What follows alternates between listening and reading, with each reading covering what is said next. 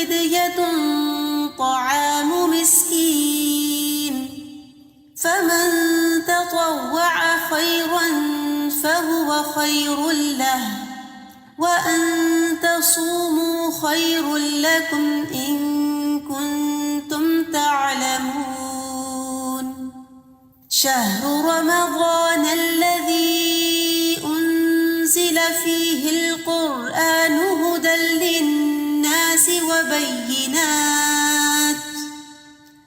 للناس وبينات من الهدى والفرقان فمن شهد منكم الشهر فليصمه ومن كان مريضا أو على سفر فعدة من أيام أخر يريد الله بكم اليسر ولا يريد بكم العسر ولتكملوا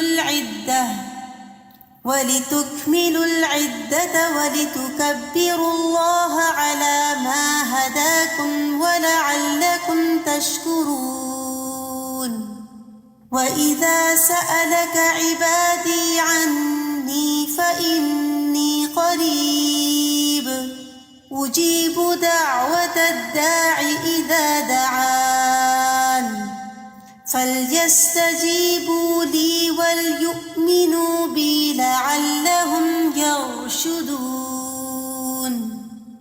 أحل لكم ليلة الصيام الرفث إلى نسائكم هن لباس لكم وأنتم لباس لهن علم الله أنكم كنتم تختانون أنفسكم فتاب عليكم وعفى عنكم فالآن باشروهن وابتغوا ما كتب الله لكم وكلوا واشربوا حتى يتبين لكم الخيط الأبيض من الخيط الأسود من الفجر ثم أتموا الصيام إلى الليل ولا تباشروهن وأنتم عاكفون في المساجد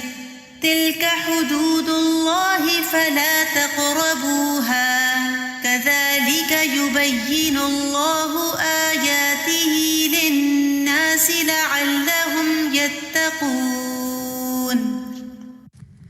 السلام علیکم ورحمۃ اللہ وبرکاتہ. لائیو ڈسکشن میں حصہ لینا بہت ہی آسان ہے. آپ کو صرف 3 کام کرنے ہیں. اپنی اسکرین پر دیکھیے, نیچے موجود آپشنز میں سے ریز ہینڈ کے آپشن پر کلک کریے.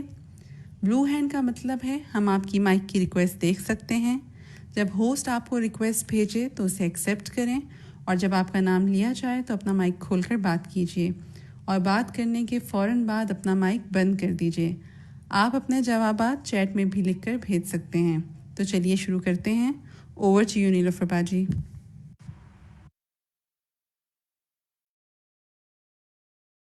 السلام علیکم ورحمۃ اللہ وبرکاتہ. اہلاً وسہلاً و مرحبا. آپ سب کو خوش آمدید. آپ سب ساتھی جو میرے ساتھ اس پروگرام میں شریک ہیں, ہماری ٹیم کے ساتھ شریک ہیں اور ہو رہی ہیں. جمعہ کا دن ہے, بہت مبارک دن, بہت خصوصی دن. امید ہے آپ نے نماز بھی پڑھ لی ہوگی اور سورۃ الکہف بھی پڑھ لی ہوگی. اللہ تعالیٰ آپ کو زندگی میں نور عطا فرمائے, اور انشاءاللہ آخرت میں بھی جب ہم پل صراط سے گزریں تو ہمارا نور ہمارے ساتھ ہو اور ہمارے آگے آگے دوڑے, اور ہمیں اللہ تعالیٰ اپنی خاص رحم و کرم سے نوازے. اللہم صلی علی محمد وعلی آل محمد کما صلیت علی ابراہیم وعلی آل ابراہیم انک حمید مجید.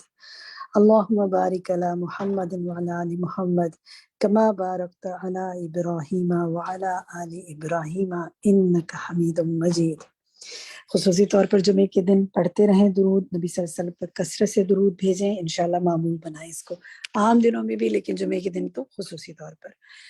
بہت اہم آیات انشاءاللہ سورۃ الحشر کی انشاءاللہ آج ہم ان کے حوالے سے مثال دیکھیں گے امثال القرآن کے پروگرام میں, اور وہ ذکر اور خشیت کے حوالے سے بہت کچھ آج جانیں گے. لیکن اس سے پہلے اپنے ہمیشہ کی روٹین کے مطابق جو پچھلے کئی ہفتوں سے ہم فالو کر رہے ہیں، ہم آپ سے پچھلے لیسن کا انشاءاللہ لفظی ترجمہ سنیں گے، جو کہ سورۃ المدثر کی آیت 49 سے 56 تک ہے۔ دیکھتی ہوں جناب کون سے ساتھی تیار ہیں سنانے کے لیے، اور جن کا ہاتھ سب سے پہلے کھڑا ہوا ہے وہ انس معروف ہے۔ تو میں انس سے کہوں گی سب سے پہلے کہ اپنا مائک کھولیں، آرڈر وائز چلوں گی اوپر سے ہاتھ جن کے پہلے نمبر پہ آ رہے ہیں۔ انس آپ آیت نمبر 50 کا ترجمہ سنائیے۔ جی السلام علیکم ورحمۃ اللہ وبرکاتہ۔ وعلیکم السلام ورحمۃ اللہ وبرکاتہ، بلکہ آیت 49 کا۔ جی اعوذ باللہ من الشیطان الرجیم، بسم اللہ الرحمن الرحیم۔ فما تو کیا لہم انہیں، تو کیا ہے انہیں، عن التذکرہ نصیحت سے معرضین اعراض کرنے والے ہیں، کأنہم گویا کہ وہ حمر مستنفرہ گدے ہیں خوب بدکنے والے، فرت ذرا رکیں انس، یہیں پہ رکیں، اس کی عربک پڑھیں، کأنہم کے بعد جو لفظ ہے جی حمرم دوبارہ مستنفرہ، پڑھیں، اس لفظ کو الگ سے پڑھیں، کیسے پڑھیں گے؟ جی حمرن، ہومورن، گڈ، بس اس کو الگ ہی پڑھنا ہے، ٹھیک ہے، اس کو جوڑنا نہیں کیونکہ آپ الگ سنا رہی ہیں، ٹھیک ہے۔ مستنفرہ کا ترجمہ کیجئے۔ جی خوب بدکنے والا یا بہت بدکنے والے۔ سخت بھی رکھنے والے، جزاک اللہ خیرن کثیرہ، تبارک اللہ، ماشاء بارک اللہ، اللہ۔ ٹھیک ہے۔ نیکسٹ ہم لیتے ہیں جناب ہماری ساتھی دوسرے نمبر پہ جو ہے وہ نور افشاں ہیں۔ نور افشاں آپ آیت 51 کا ترجمہ سنائیے آگے۔ بلکہ یریدو چاہتا ہے، کلو ہر امرئن آدمی، منہم ان سے، ان کے یوتا وہ دیا جائے، صحفن صحیفے، منشراتن کھلے ہوئے، کلا ٹھیک ہے نور افشاں، گویا یہیں کہ رک جائیں، یہیں رک جائیں۔ یہ اس کا ترجمہ کریں، منہم کا۔ منہم ان سے، ان سب ان سے، سے نہیں، ان سب سے ان نہیں، سب سے، ترجمہ پر نہیں، رکے ذرا، اب میری بات ان میں سنیے سے، آپ۔ ان میں، ان سب میں سے، ہاں، ان میں سے، کیونکہ ہاں اگر آپ ان سے کہتی ہیں نا تو ترجمہ بدل جائے گا کہ ان سے چاہتا ہے، کہ ان میں سے کا مراد ہے ان میں سے ایک، ٹھیک ہے۔ اور نور افشاں آپ نے آیت نمبر 50 کا ترجمہ، اچھا ٹھیک ہے، آیت نمبر 51 کا ترجمہ آپ نے نہیں پڑھا، وہ پڑھیے فرت سے۔ فرت، فرت جو بھاگے ہوں، من سے، کسورتن ایک شیر سے، من قسورتن، کس سے؟ پڑھیے دوبارہ، من قسورتن، من کسورتن شیر سے، ایک ٹھیک ہے، شیر سے، ٹھیک ہے نور افشاں، بارک اللہ فیکی، الحمدللہ۔ چلیں اب ہم سنتے ہیں نیکسٹ ترجمہ جو ہے وہ آیت نمبر 53 سے ہم سنیں گے، قندیل سے۔ یہ قندیل اپنا مائک کھولیں، سنائیے۔ السلام علیکم جی۔ کلا یہاں سے سنانا ہے میں نے؟ جی یہاں سے سنانے۔ جی کلا ہرگز نہیں، بلکہ لا نہیں، یخافون وہ خوف رکھتے ڈرتے، الآخرہ آخرت سے، کلا ہرگز نہیں، انہو بے شک وہ، تذکرہ ایک نصیحت ہے، ٹھیک ہے فمن بس دو چھوٹی چھوٹی آیات ہیں، جی دو آیات سن رہی ہوں آپ سے، بارک اللہ فی علمک۔ ڈاکٹر وجیہہ اس سے آگے آپ سنائیے آیت 55۔ جی بسم اللہ الرحمن الرحیم۔ فمن تو جو کوئی شاء چاہے، ذکرہ نصیحت حاصل کرے اس سے، وما آگے اور سنائیں۔ نہیں یذکرونا نصیحت حاصل کریں گے، اللہ مگر ان یہ کہ یشاء چاہے، اللہ ہوا وہ، اہل ہے، لائق ہے، التقوی تقوی کے، و اہلو اور لائق ہے، المغفرتی بخشنے کے۔ ماشاء اللہ ماشاء اللہ، اب آج تو سب کو ترجمہ بڑا اچھا یاد ہے، تبارک اللہ، ماشاء اللہ ماشاء اللہ۔ چل الحمدللہ۔ اچھا جی شبانہ آپ سے دوبارہ شروع کرتے ہیں۔ ہم نے آج اسی آیت کا ترجمہ سننا ہے، اب سے لے کر ہم آج جو آیت پچھلے ویک کی ہوا کرے گی اس کا ترجمہ سنا کریں گے بس، اور ایک جو ہماری تھیم آیت ہے جو آج سورۃ الحشر میں بھی آئے گی اس کا ہم ہر دفعہ ترجمہ سنا کریں گے، وہ ہم آپ کو دوبارہ بتا دیں گے انشاءاللہ، اس لیے کہ وہ آیت مسلسل آپ شروع دن سے سنتے آ رہے ہیں، اور ہم چاہتے ہیں کہ جب آپ کا یہ کورس اینڈ ہو تو وہ آیت آپ کے سینے میں محفوظ ہو جائے، اس کا ترجمہ بھی اور تلاوت بھی۔ سورۃ الحشر کی وہ آیت آگے ہم کریں گے، فی الحال اس کا ترجمہ ہم دوبارہ سے سنتے ہیں، آیت نمبر 49 سے، شبانہ۔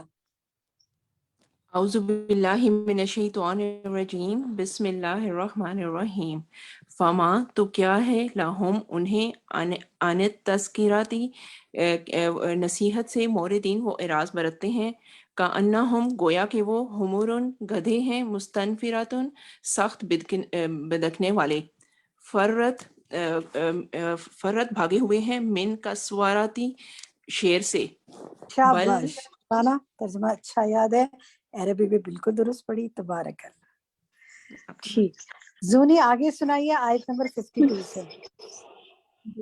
اعوذ باللہ من الشیطان الرجیم بل بلکہ یریدو چاہتا ہے کلو ہر شخص آدمی منہم ان میں سے ان کے یوتی دیا جائے صحفن صحیفے منشرن کھلے ہوئے کلا ہرگز نہیں بلکہ لا یخافون نہیں وہ ڈرتا الآخرات آخرت سے ٹھیک ہے کلا زونی ہرگز یہیں رک جائیں، تھوڑی سی دوبارہ سے آپ سے پوچھتی ہوں۔ کل یہ نا بل یرید کلو، اس سے اگلا جو لفظ ہے نا اس کی عربک کو پڑھیں گے امرئن، ٹھیک ہے؟ جب اچھا پہلے تھرڈ کے اوپر کوئی حرکت نہیں ہے، دوسرے پر جزم ہے اور تھرڈ پر زیر ہے تو پہلے کو زیر ہی دے دیتے ہیں، ٹھیک ہے؟ اس کو یہ پڑھیں منہم ان کے بعد کیا لفظ آ رہا ہے اس کی عربک پڑھیں یوتا یوتا، یوتا ملا کر پڑھیں گے تو یوتا نہیں، نہیں تو میں صرف ان کے بعد والا ورڈ پوچھ رہی ہوں، آپ نے اب درست پڑھا ہے، پہلے آپ نے اس کو جی روانی میں جلدی میں یوتی پڑھ دیا تھا۔ صحفن کے بعد والا لفظ پڑھیں منشرات منشرۃ، منشرۃ۔ اچھا پچھلی دفعہ کیونکہ آپ جب ترجمہ سنا رہی تھی تو آپ نے منشرۃ اس کو پڑھ دیا تھا، لیکن اب الحمدللہ آپ نے خود ہی اپنی درست پڑھ دیا، اصلاح کر لیا، بارک اللہ فیک۔ ٹھیک ہے جناب، بشرا یاسمین آگے آپ سنائیے۔ یس میم، آخرت سے آگے منشرہ سے آگے سنا دیں چلیں۔ اعوذ باللہ من الشیطان الرجیم بسم اللہ الرحمن الرحیم کلا ہرگز نہیں بل لا یخافون بلکہ لا نہیں یخافون وہ خوف رکھتے الآخرہ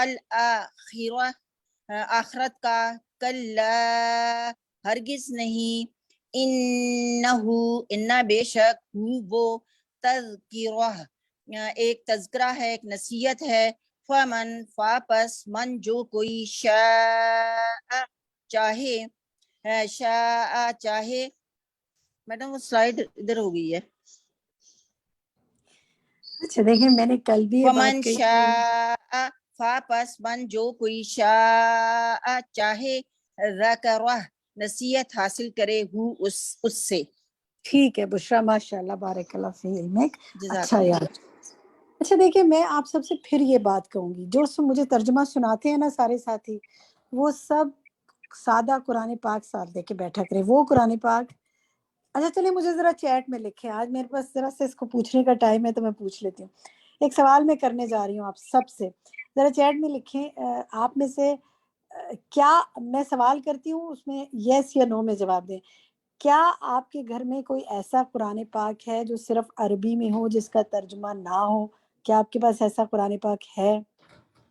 اوکے، میرے پاس سب کے نام آنے شروع ہو گئے، یس یس یس، ماشاء اللہ، ٹھیک ہے، گڈ، دیتے جائیں جواب، میں سب کے نام دیکھ رہی ہوں، جو مجھے ریگولر ترجمہ سنانے والے ہیں نا تقریباً ان میں سے سب کے نام آ رہے ہیں، اوکے، باقی لوگ بھی ڈالتے جائیں۔ اب آپ یہ دیکھیں گے جب آپ کے پاس سادہ قرآن پاک موجود ہے اس کو آپ ساتھ رکھا کریں، اس میں سے مجھے ترجمہ سنائیں، سلائیڈ سے مت سنائیں، ٹھیک ہے؟ میں خود بھی آپ کا ترجمہ جو ہے نا وہ سلائیڈ سے نہیں سنتی ہوں، میں اپنے قرآن سے سنتی ہوں، اس لیے کہ سلائیڈ تو اگر کچھ ادھر ادھر ہو جائے تو یہی مسئلہ ہوتا ہے، تو اور مصحف آپ کو کھول کر پڑھنے کا موقع مل رہا ہے نا، مصحف کی تو اپنی ایک بات ہے نا، ٹھیک ہے؟ تو آپ نے آئندہ انشاءاللہ یہ کرنا ہے، جزاک اللہ خیر کثیرہ۔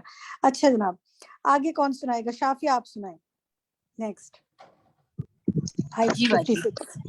جی، وما اور نہیں یذکرون وہ نصیحت حاصل کریں گے الا مگر این یہ کہ یشاء اللہ چاہے اللہ ہوا وہ اہل زیادہ اہل ہے التقوا تقوا کے، واہل اور زیادہ اہل ہے المغفرہ بخشنے کے. ٹھیک ہے. اب اس کا ترجمہ آپ لائق بھی کر سکتے ہیں، اور زیادہ لائق کے بجائے اور لائق ہے، مطلب وہ لائق ہے زیادہ اس کے کہ لائق ہے. جی جی زیادہ لائق ہے. ٹھیک ہے. سلپ ہو گیا. چلیں جی اچھا یہ بتائیں کہ ذرا سا مجھے یہاں سے 49 آئے آپ ہی سنائیے. جی 49. فما لہم تو کیا ہے انہیں عن التذکرتی نصیحت سے معرضین اعراض کرتے ہیں. عن رکیں التذکرتی یہیں رکیں نصیحت یہیں سے رکیں یہیں رکیں. جی معرضین کا ترجمہ دوبارہ کریں. معرضین اعراض کرنے والے ہیں. گڈ. اعراض کرنے والے ہیں، یہ فاعل ہیں. جی ٹھیک ہے گڈ ماشاء اللہ بارک اللہ فی علمک. اور آپ سنائیے اس کے آگے سے آیت 50 سے. جی باجی. کأنہم گویا کہ وہ حمر گدے ہیں، مستنفرہ بدکے ہوئے، فرت جو بھاگتے ہیں، من قسورہ شیر سے، بلکہ یریدو چاہتا ہے، کل امرئ ہر شخص، منہم ان میں سے، ان یؤتا کہ دیا جائے، صحفاً صحیفہ، منشرہ کھلا ہوا. اچھا کلا رکیں یہیں ذرا اور یہیں رک جائیں. دیکھیں ایک تو یہ کہ یہ صحف ہے، یہ صحیفہ نہیں ہے. صحیفہ کا معنی ہوگا صحیفہ، اور صحفن کیا ہے بتائیے. صحفن اس کی کیا ہے؟ اس کی جمع ہے، جمع جی باجی. تو اس کو کہیں گے صحیفے. صحیفے اور کہ دیے جائے، منشرہ پھر کیا ہو جائے گا؟ نشر کیے ہوئے باجی، کھلے. کھلے ہوئے. کھلا ہوا جی نہیں ہوگا، کھلے ہوئے، کیونکہ زیادہ پلورل کی بات آ رہی ہے نا. اسی طرح اس کو الگ الگ لفظ کو پڑھیں. مینہم کے بعد والا، یہ جو کلو کے بعد والا لفظ ہے اس کو الگ سے پڑھیں. امرئن. امرین. تو الگ الگ پڑھا کریں. ٹھیک ہے. ان یوتا. ٹھیک ہے. اچھا ٹھیک چلیں ہے. بارک. ٹھیک ہے. اچھا مجھے یہ جزاک. بتائیں اوج آپ کی طبیعت کیسی ہے؟ ہماری ساتھی اوج کو ماشاءاللہ ایک بڑی خوشخبری اللہ نے دی ہے، بتائیں نا ذرا اپنے ساتھیوں کو. الحمدللہ باجی، آپ سب کی اتنی دعائیں تھیں، اور میرا جب آپریٹ ہو رہا تھا تو میں سب کے نام لے لے کے دعا کر رہی تھی. تو جو وہاں پہ کرسچن ڈاکٹر تھے نا، تو انہوں نے کہا یہ کون ہے بچی نا. تو جو ڈاکٹر تھے اور جاننے والے تھے، تو انہوں نے کہا یہ ہماری ریسپیکٹڈ ٹیچر ہے، یہ قرآن پڑھاتی ہے نا. وہ اتنے خوش ہوئے باجی، وہ کہتی ہے بچی مسلسل دعائیں پڑھے جا رہی ہے آپریشن کے دوران بھی نا. وہ تو بہت آپ یہ خوش ہوئے. بتائیں کہ آپ کا آپریشن کیوں ہوا اور کیا اللہ نے خوشخبری دی آپ کو؟ مجھے اللہ تعالیٰ نے بیٹی دی ہے، ان کا نام ہے عائشہ اندلیب. الحمدللہ. اور اللہ کو نیک اور الحمدللہ صالح بچی بنائے، آپ کی آنکھوں جی کی ٹنڈک بنائے، اور مریم آمین علیہ السلام کی طرح نیک اور صالح اس کی پرورش آمین کرنے کی توفیق آپ یا کو رب عطا فرمائے. العالمین. یہ سب آپ کی دعائیں تھی، یہ قرآن کی برکتیں تھیں. جی الحمدللہ الحمدللہ. ٹھیک ہے. چلیں ایک ساتھی اپنے آپ سب ساتھی اپنے سب ساتھیوں کے لیے دعا کرتے رہیں کہ اللہ تعالیٰ صحت اور عافیت عطا فرمائے. ایک ساتھی کا ترجمہ لے لیتے ہیں. ریشما آپ سنائیے آگے سے، یہاں جی سے کلّا سے. بل کلّا چلیں کلّا. کلّا جی جی کلّا ہرگز نہیں، بلکہ لا نہیں، یخافون وہ ڈرتے، الآخرہ آخرت سے، کلّا ہرگز نہیں، انہ بے شک وہ تذکرۃ نصیحت ہے، فمن تو جو کوئی شاء چاہے، ذکرہ نصیحت حاصل کرے اس سے، وما اور ٹھیک ہے. نہیں جزاک اللہ خیر ریشما. بس اتنا. بارک اللہ فی علمک. ڈاکٹر نسیم اس سے آگے آپ مکمل کریں 56 آیت. ڈاکٹر نسیم آیت 56 سنائیں، ترجمہ کھولیں. ہاں مائک کھولیں. اچھا سعیدہ آپ سنا دیں. اور چلیں ماں ڈاکٹر نسیم کا نہیں، مائک کھولیں. جی پڑھیے. اور ماں نہیں، یسکرونا یہ نصیحت ہے، اللہ مگر، ان یشاء اللہ اگر چاہے اللہ. میرا بھی ہو گیا، ایک سیکنڈ سلائڈ غائب ہو گئی. ہاں چاہے اللہ، ہوا وہ اہل التقوی زیادہ اہل تقوی کے، اہل اور اہل المغفرت مغفرت کے. اہل کا ترجمہ کیجیے. لائک ہے. لائک ہے. اچھا یہ جو ہے نا یذکرون کا ترجمہ کیجیے. اس کا ترجمہ درست نہیں کیا پہلے. نصیحت نہیں، یہ کچھ ناؤن ہے نا، یہ ناؤن ہے، جی یعنی جی وہ نصیحت حاصل کریں گے. یہ کچھ لوگوں کے بارے میں بات ہو رہی ہے. وہ ٹھیک نصیحت حاصل کریں گے. ٹھیک ہے. اسی طرح جب ترجمہ آپ سنائیں گی تو ان کو الگ سنائیں گی, یشاء کو الگ سنائیں گی, اللہ کو الگ. ٹھیک ہے. ان کے یشاء چاہے اللہ اللہ. ٹھیک ہے. ماشاءاللہ ترجمہ اچھا یاد ہے, بس تھوڑی سی اصلاح کی ہے. جزاک اللہ خیرن کثیرہ, جزاکم اللہ خیرن. الحمدللہ ترجمہ ہمارا مکمل ہوا اور ہمارا وقت بھی اب مکمل ہوا. اب ہم چلتے ہیں آج کے سیشن کی طرف, ہمارے ایڈمن کی طرف. کون ہے جی آج ہمارے ایڈمن؟ سوہا ہے یا شفق ہے؟ جی جی باجی میں ہوں سوہا. سوہا ہے. چلیں جی سوہا, ہمیں آج کا لیسن سنائیے, لیکچر سنائیے, پھر ہم ڈسکشن کریں گے. السلام علیکم. السلام علیکم ورحمۃ اللہ وبرکاتہ. نحمده ونصلی علی رسولہ الکریم. اما بعد فاعوذ باللہ من الشیطان الرجیم. بسم اللہ الرحمن الرحیم.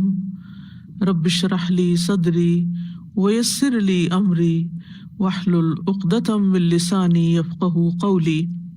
لو أنزلنا هذا القرآن على جبل لرأيته خاشعا متصدعا من خشية الله وتلك الأمثال نضربها للناس لعلهم يتفكرون. امثال القرآن پروگرام کے سلسلے میں آج ہم انشاءاللہ اللہ کی خشیت کی مثال کے بارے میں پڑھیں گے جو سورۃ الحشر میں بیان ہوئی ہے. ارشاد باری تعالیٰ ہے, یا ایہا الذین آمنوا اتقوا اللہ ولتنظر نفس ما قدمت لغد واتقوا اللہ ان اللہ خبیر بما تعملون. ولا تكونوا كالذين نسوا الله فأنساهم أنفسهم أولئك هم الفاسقون. لا يستوي أصحاب النار وأصحاب الجنة أصحاب الجنة هم الفائزون. لو أنزلنا هذا القرآن على جبل لرأيته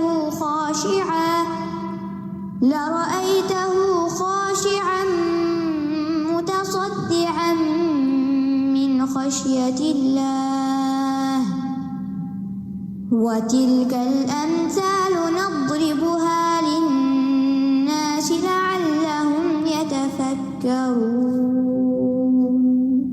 اے لوگو جو ایمان لائے ہو, اللہ سے ڈرو اور ہر نفس ضرور دیکھے جو اس نے کل کے لیے آگے بھیجا ہے, اور اللہ سے ڈرو, بے شک اللہ خوب باخبر ہے اس سے جو تم عمل کرتے ہو. اور تم ان لوگوں کی طرح نہ ہو جانا جنہوں نے اللہ کو بھلا دیا تو اس نے انہیں ان کے نفس بھلوا دیے. یہی وہ لوگ ہیں جو فاسق ہیں. آگ والے اور جنت والے برابر نہیں ہو سکتے. جنت والے ہی دراصل کامیاب ہونے والے ہیں. اگر ہم اس قرآن کو کسی پہاڑ پر نازل کرتے تو آپ اسے دیکھتے کہ وہ اللہ کے خوف سے دبا ہوا اور پھٹنے والا ہے. اور یہ مثالیں ہم لوگوں کے لیے بیان کرتے ہیں تاکہ وہ غور و فکر کریں. یہ مثال سورۃ الحشر میں آئی ہے جسے سورۃ بنی نذیر بھی کہا جاتا ہے. اس سورت میں اللہ سبحانہ تعالیٰ نے یہود کے قبیلے بنو نذیر کی عہد شکنی کا ذکر کیا, جس کے نتیجے میں رسول اللہ صلی اللہ علیہ وسلم نے انہیں مدینہ سے جلا وطن کیا اور مسلمانوں کو بغیر جنگ کے فتح عطا کی. تو اس دنیاوی کامیابی کے بعد سورت کے اختتام پر اللہ سبحانہ تعالیٰ تقوی اور آخرت کی کامیابی کا ذکر فرما رہے ہیں تاکہ اصل زندگی کے حصول کی طرف توجہ کی جائے, اصل کامیابی کو حاصل کرنے کی طرف توجہ رکھی جائے. اور اس کے بعد قرآن مجید سے اثر قبول کرنے میں پہاڑ کی مثال دی گئی, جس کا مطلب یہ ہے کہ پہاڑ اللہ سبحانہ تعالیٰ کی ایک مضبوط, سخت اور بہت بڑی مخلوق ہے. یعنی اگر دیکھا جائے تو زمین پہ پائی جانے والی چیزوں میں سے جو بلندی کے اعتبار سے، سختی کے اعتبار سے جو چیزیں ہیں، ان میں سب سے زیادہ پہاڑ ہی نمایاں ہیں. تو ایسی مخلوق اللہ کے کلام سے لرز سکتی ہے، کانپ سکتی ہے، پھٹ سکتی ہے، ٹوٹ سکتی ہے، تو پھر انسان اس سے اثر کیوں نہیں لیتے؟ تو ہم سب بھی اپنے دلوں کا جائزہ لیتے رہیں کہ کیا ہم واقعی قرآن سن کر وہ خشیت اپنے اندر محسوس کرتے ہیں جو خشیت پہاڑوں کے اندر بھی آ جاتی ہے، حالانکہ ان کی عقل سمجھ ہم سے کم اور ان کے اندر سختی ہم سے زیادہ ہے. تو ارشاد باری تعالیٰ ہے، یا ایھا الذین آمنوا اتقوا اللہ، اے لوگو جو ایمان لائے ہو اللہ کا تقوی اختیار کرو. اللہ سبحانہ وتعالیٰ مومنوں کو نصیحت کر رہے ہیں، اور اس کو ہم سب ایک نصیحت کے طور پر بھی لے رہے ہیں اللہ سبحانہ وتعالیٰ کی طرف سے، کہ ہمیں صرف رمضان کے اندر نہیں بلکہ رمضان کے بعد بھی اور ہر حال میں ظاہر اور پوشیدہ اللہ کا تقوی اختیار کرنا چاہیے، اللہ سے ڈرتے رہنا چاہیے. جو اس نے ہم پر فرائض عائد کیے ہیں ان کی ادائیگی کا اہتمام کرتے رہیں، جن چیزوں سے روکا ہے ان سے بچتے رہیں، اور اس طرح نیک اعمال کے ذریعے ہم اللہ تعالیٰ کی نافرمانی سے بچیں اور پھر بالآخر اللہ کے عذاب سے محفوظ رہیں. متقین وہ لوگ ہوتے ہیں جو گناہوں سے بچتے ہیں اور فرائض کی ادائیگی کر کے اپنے آپ کو عذاب سے بچاتے ہیں. امام راغب کہتے ہیں کہ شریعت میں تقوی یہ ہے کہ نفس کی حفاظت ایسی چیز سے کی جائے جو گناہ میں ڈالتی ہو، یعنی کوئی بھی چیز جو گناہ میں ڈالنے والی ہو، گناہ کی طرف کھینچنے والی ہو، گناہ کے اندر پڑ جانے کا ڈر ہو جس کی وجہ سے اس سے بھی بچا جائے. اور یہ حرام چیز کو چھوڑنے کے ساتھ ہوتا ہے، اور اس کی تکمیل بعض جائز اور مباح کاموں کو چھوڑنے کے ساتھ ہوتی ہے. یعنی تقوی حرام سے بچنے کا نام ہے، لیکن بعض اوقات حرام سے پہلے کچھ اور چیزوں کو جو بظاہر جائز ہوں، مباح ہوں، ان کو بھی چھوڑنے کے ساتھ ہوتا ہے، کیونکہ بعض اوقات انسان ان کی وجہ سے حرام کی طرف چل دیتا ہے.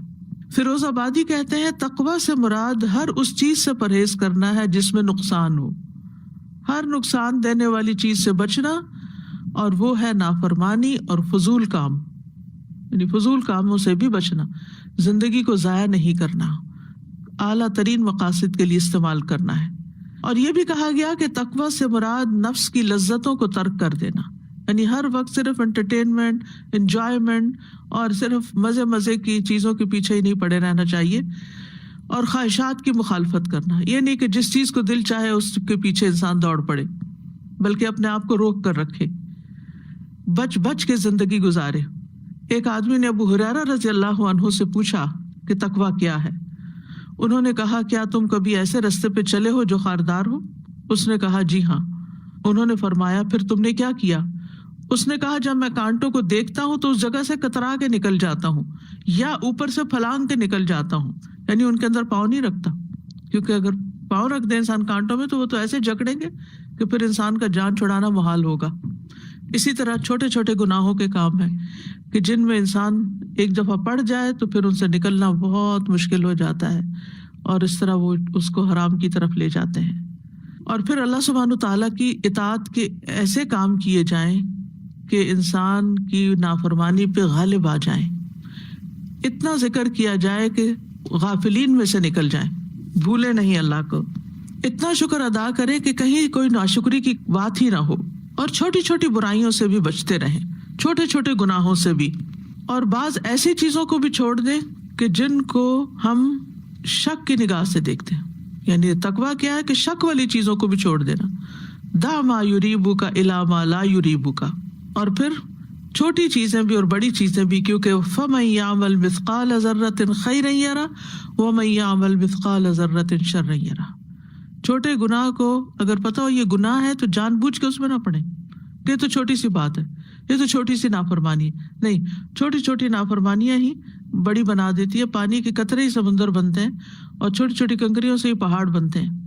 اور پھر یہ کہ ایسی جگہوں سے بھی بچنا جہاں گناہ میں پڑنے کا اندیشہ ہو، ایسے لوگوں سے بچنا، ایسی کتابوں سے بچنا، ایسے ماحول سے بچنا کہ جس میں انسان اپنے آپ کو تقویٰ پر قائم نہ رکھ سکے.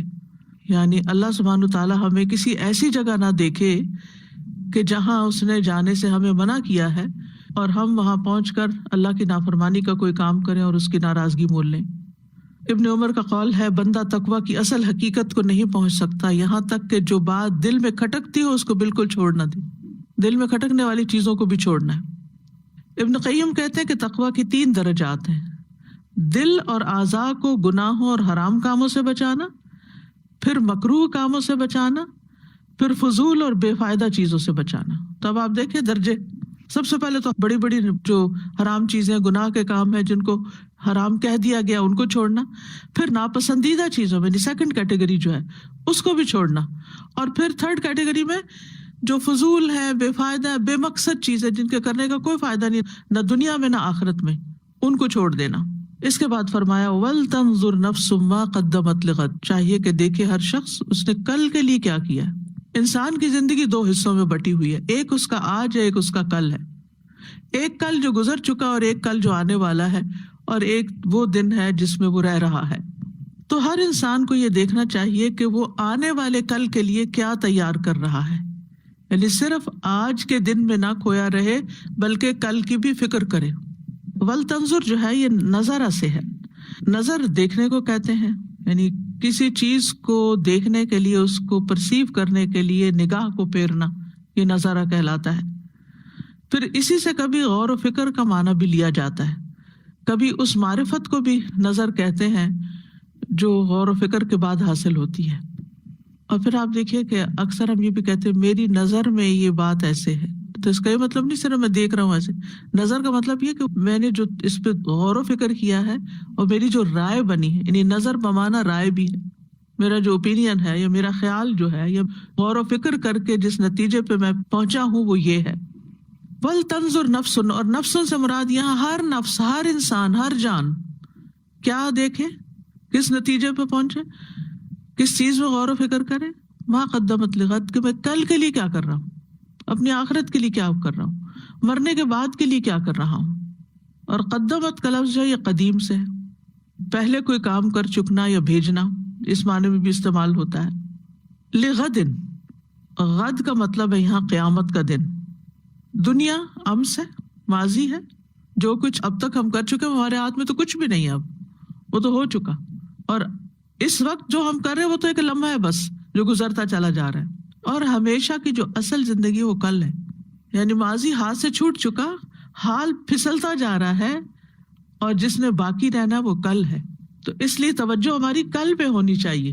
ہماری مشکل کیا ہے، ہم جو ہاتھ سے جا چکا ہے اس پہ افسوس کرتے رہتے، اس پہ روتے رہتے ہیں، اس کا غم کھاتے رہتے۔ غم ہوتا ہی ماضی کا، میرے ساتھ فلاں نے ایسا کر دیا، فلاں ایسی بات کہہ گیا مجھے، فلاں نے مجھے ایسے دکھ دیے۔ کتنے ہی لوگ ہیں جن کی زندگی مزریبل ہو چکی ہے صرف اپنا ماضی سوچ سوچ کر، اور کسی وقت کہیں بھی کسی مجلس کسی محفل میں بیٹھ کے لوگوں کے بیچ میں جب لوگ خوش ہوں وہ اپنے ماضی کی کوئی بات سوچ کے وہی رونے بیٹھ جاتے ہیں، اور وہ اس طرح الوف ہو جاتے ہیں سب سے جیسے وہ اس دنیا میں ایگزسٹ ہی نہ کرتے ہوں۔ بھائی جو ہو چکا سو ہو چکا، ٹھیک ہے انسان کے دل پہ داغ پڑ جاتے ہیں، ان کو دھونا بڑا مشکل ہوتا ہے، لیکن اس غم میں ایک اور غم نہ لگا لیں آئندہ آنے والا، اس سے سبق سیکھ کر آئندہ والی زندگی کو خوشگوار بنائیں۔ تو قتادہ کہتے ہیں بے شک تمہارے رب نے قیامت کو مقدم کر دیا، آگے بھیجا، یعنی فوقیت دی، یہاں تک کہ اسے آنے والا کل کہا۔ تو قیامت کے دن کو یہاں پر غد کہا گیا ہے۔ قتادہ کہتے ہیں تمہارا رب مسلسل قیامت کو قریب بتاتا ہے، یہاں تک کہ اسے ایسے قرار دیتا ہے کہ یہ کل آنے والی، کل، ٹمورو۔ اور اس کا مقصد کیا ہوتا ہے کل کا ذکر کر کے، کہ اس سے دل کی اصلاح نفس کے محاسبے کے ساتھ ہوتی ہے کہ واقعی میں نے کیا کیا۔ اللہ سبحانہ وتعالیٰ فرماتے دیکھو کل کے لیے کیا کیا ہے، کیا تیاری کی ہے۔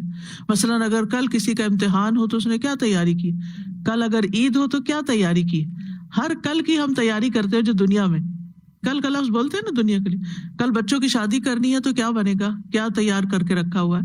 کل حج کو جانا ہے تو کیا بنے گا۔ تو کل سے مراد بالکل ایگزیکٹلی ٹمارو نہیں ہوتا، فیوچر ہوتا ہے۔ تو بالکل اسی طرح کل موت آ گئی تو کیا ہوگا، کل قبر میں بھی جانا ہے، کل آخرت میں بھی اٹھنا ہے، کل اللہ کو بھی منہ دکھانا ہے۔ تو یہ کل کا لفظ بہت دفعہ استعمال کرتے ہیں ہم۔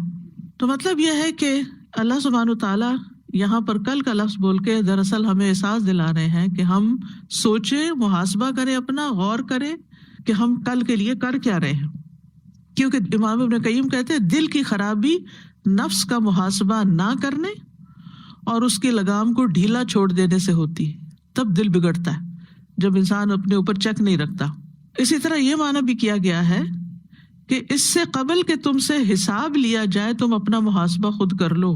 وَلْتَنْظُرْ نَفْسٌ مَا قَدَّمَتْ لِغَدٍ، جو آگے بھیج رہا ہے نا اس کا حساب کتاب ہوگا. تو ذرا یہی دنیا میں ہی بیٹھ کے دیکھ لو کہ کتنے گناہ کر کے بھیجے آگے، کتنی نافرمانیاں، کتنی حرام کاریاں، اب اس کا جواب کیسے دینا ہے. یعنی غور کرو کہ تم نے اپنے نفسوں کے لیے نیک اعمال کا کیا ذخیرہ کیا ہے، اور جب تم واپس جا کے اپنے رب کے سامنے پیش ہوگے تو پھر تمہارے ہاتھ میں کیا ہوگا، تمہارے پلے میں کیا ہوگا. تم نے اپنے لیے نیکی آگے بھیجی ہے یا برائی آگے بھیجی ہے، کون سے اعمال آگے بھیجے ہیں، وہ جو اس کو کامیاب کرنے والے ہیں، نجات دلانے والے ہیں، یا وہ جو برے اعمال ہیں جو اس کو ہلاک کر دیں گے. اس میں تو کوئی شک ہی نہیں نا.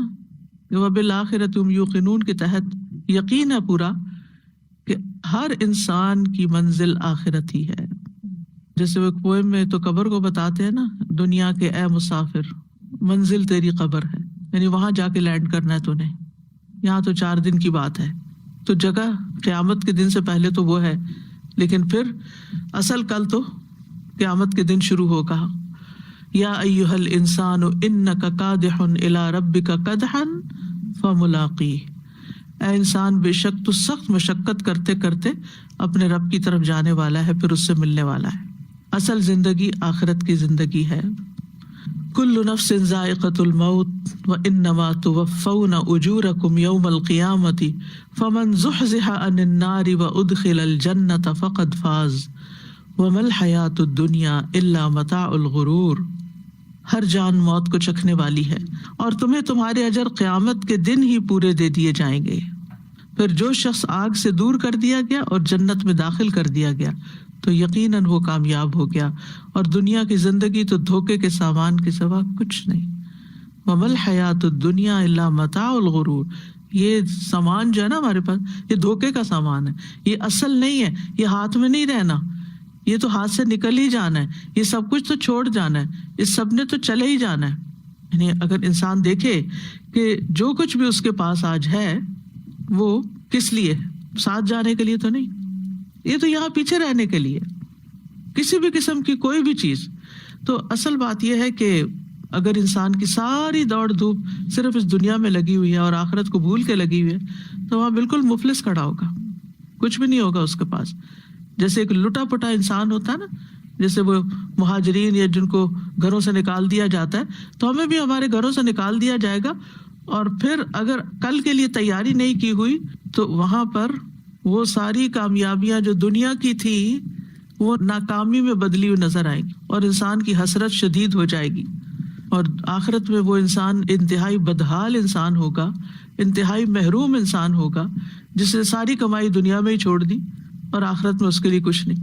اس کا حال ایسا ہی ہے نا جیسے کوئی انسان سارا مہینہ کام کرے اور آخر میں اس کو تنخواہ ہی نہ ملے، تجارت کرے کوئی نفع ہی نہ ملے، گھر بنائے رہنا ہی نصیب نہ ہو. اگر کسی انسان کی زندگی میں یہ حادثے ہوں تو وہ کتنا بجھ کے رہ جاتا ہے. کوئی باغ لگائے اور وہ سارا جل جائے تو اس کا حال کیا ہوگا. تو اس دنیا میں رہتے ہوئے انسان کو غفلت سے نکلنے کی ضرورت ہے. جس چیز کا ہمیں شوق نہیں نا اس کا شوق ہمیں سب سے زیادہ ہونا چاہیے. جس چیز کا ہمیں ڈر نہیں اس کا ڈر سب سے زیادہ ہونا چاہیے، کیونکہ دنیا میں زیادہ رہ نہیں سکتے ہم. تو سب سے زیادہ صحت مند وہ ہے جس کی صحت اللہ کی عبادت میں، اللہ کے راستے میں برباد ہوئی. سب سے زیادہ مالدار وہ ہے جو اللہ کی خاطر سب کچھ آگے جمع کرا چکا ہے. سب سے بلند مرتبہ انسان وہ ہے جس نے اللہ کی خاطر دنیا میں ذلت برداشت کر لی. سب سے زیادہ خوش نصیب وہ ہے جو دنیا میں سب لٹا چکا لیکن رب کے پاس سب کچھ اس کا موجود ہے، سب جمع ہے خزانہ. تو اصل میں آخرت کا گھر جو ہے، جنت، سب سے بڑا عطیہ ہے اللہ تعالیٰ کا، وہی دار القرار ہے. اور دنیا کی زندگی تو معمولی فائدے کے سوا کچھ بھی نہیں. انما هذه الحیات الدنیا متاع، متاع کہتے ہیں معمولی فائدہ. وان الدار الاخرۃ ہی دار القرار، اور آخرت کا گھر ہی اصل میں قرار کا گھر ہے، رہنے کا گھر ہے. رسول اللہ صلی اللہ علیہ وسلم نے فرمایا تم جانتے ہو کہ ہمیں اللہ کی طرف لوٹنا ہے، پھر جنت کی طرف یا جہنم کی طرف جانا ہے، اور وہ ایسی مستقل اقامت گاہ ہے کہ وہاں سے روانگی کوئی نہیں آگے، وہ ایسی ہمیشگی ہے جس کو موت نہیں آئے گی، وہ ایسے جسم ہوں گے جو مرنے والے نہیں۔ یہ دنیا اور وہ دنیا تو نو کمپیریزن۔ اس لیے اس حقیر، فانی، چھوٹی، بے معنی دنیا کے لیے چھوٹی کوشش بھی کافی ہوگی، لیکن آگے کے لیے بڑی کوششوں کی ضرورت ہے۔ اسی کی دعوت یہاں دی جا رہی ہے۔ ہم میں سے ہر ایک کو سوچنا چاہیے کہ وہ کر کیا رہا ہے، اور موت سے پہلے پہلے عمل کر لینے چاہیے۔ سورۃ منافقون میں آتا ہے نا، اور اس میں سے خرچ کرو جو ہم نے تمہیں دیا، اس سے پہلے کہ تم میں سے کسی کی موت کا وقت آ جائے، پھر وہ کہے اے میرے رب، تو نے مجھے قریب مدت تک کوئی مہلت کیوں نہ دی کہ میں صدقہ کرتا اور نیک لوگوں میں سے ہو جاتا۔ اور اللہ کسی جان کو ہرگز مہلت نہیں دے گا جب اس کا وقت آ گیا، اور اللہ اس سے پوری طرح باخبر ہے جو تم کر رہے ہو۔ اللہ کو ہمارے اعمال کی بھی خبر ہے، جو ہم ارادے کے ساتھ کرتے ہیں، جس نیت کے ساتھ کرتے ہیں، اور اچھا یا برا وہ بھی فرق کرنے والا وہی ہے۔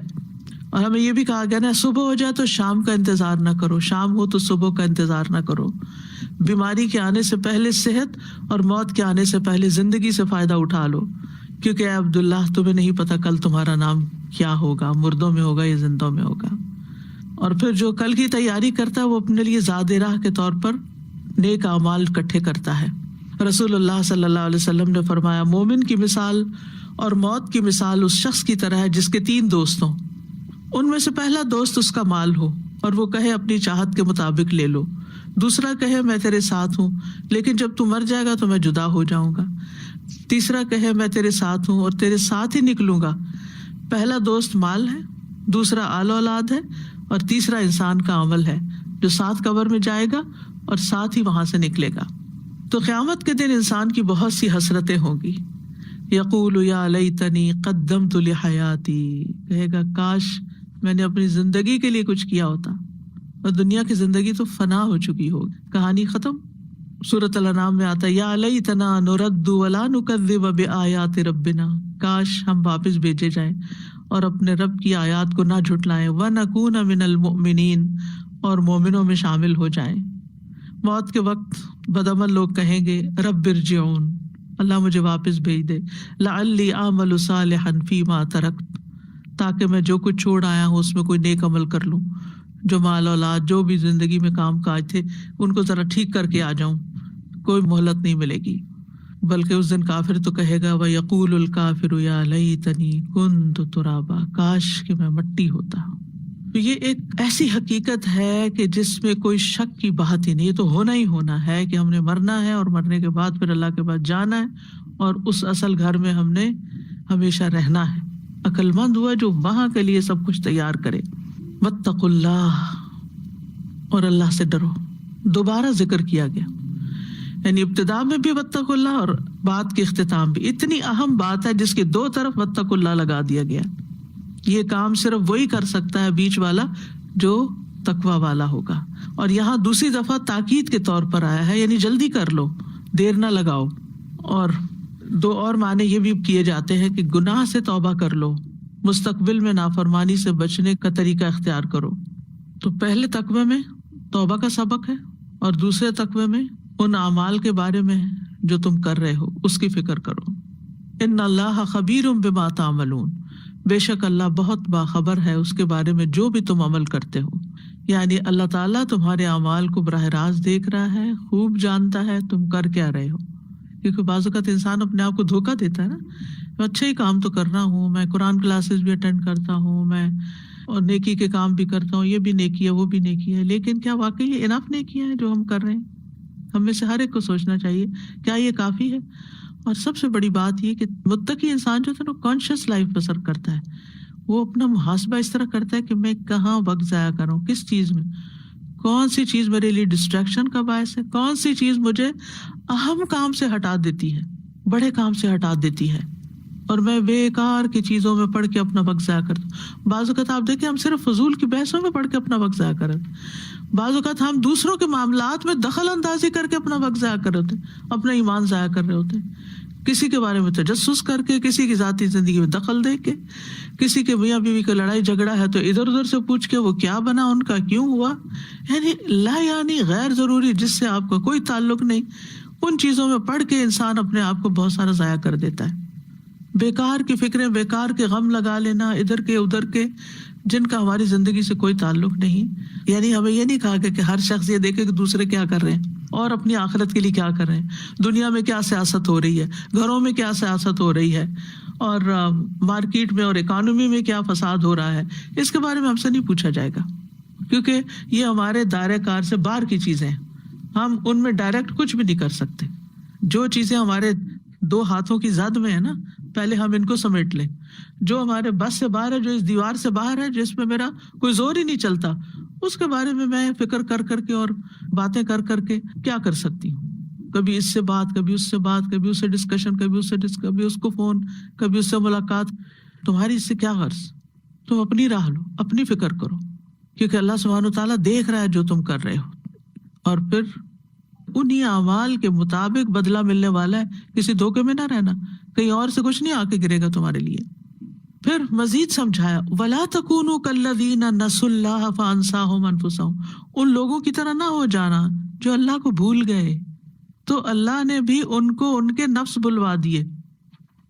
یعنی وہ جو کام اوپر کرنے کا کہا گیا نا، وَلْتَنظُرْ نَفْسٌ مَا قَدَّمَتْ لِغَدٍ، وہ اپنے اس مشن کو بھول گئے. اللہ نے ان کو توفیق ہی نہیں دی کہ وہ اپنے کل کے بارے میں سوچیں. ما قدمت لغد کے بارے میں اب سوچتے ہی نہیں. تو نسیان کیا ہوتا ہے؟ نسیان ہوتا ہے کسی چیز کو ریٹین نہ کر پانا، ضبط نہ رکھنا، یعنی وہ اسے اپنے ذہن میں محفوظ نہیں کر سکتا یا دل میں اسے محفوظ نہیں کر سکتا، چاہے غفلت کی وجہ سے یا جان بوجھ کے کیئر لیسنس کی وجہ سے. اب یہاں پر ایک تو انسانوں کا بھولنا ہے، اپنی آخرت کو، اپنے انجام کو، اور دوسرا نسیان کی نسبت اللہ تعالیٰ کی طرف کر دی گئی. تو کیا اللہ تعالیٰ نعوذ باللہ بھولتے ہیں؟ نہیں. یہ اللہ سبحانہ وتعالیٰ کی طرف جب نسبت ہوتی ہے تو اس کا مطلب ہے از راہ اہانت، یعنی توہین کے انسان کو چھوڑ دینا، یعنی انسان کو کچھ نہ سمجھتے اس کو چھوڑ دینا، اس کو کوئی امپورٹنس نہ دینا، اہمیت نہ دینا.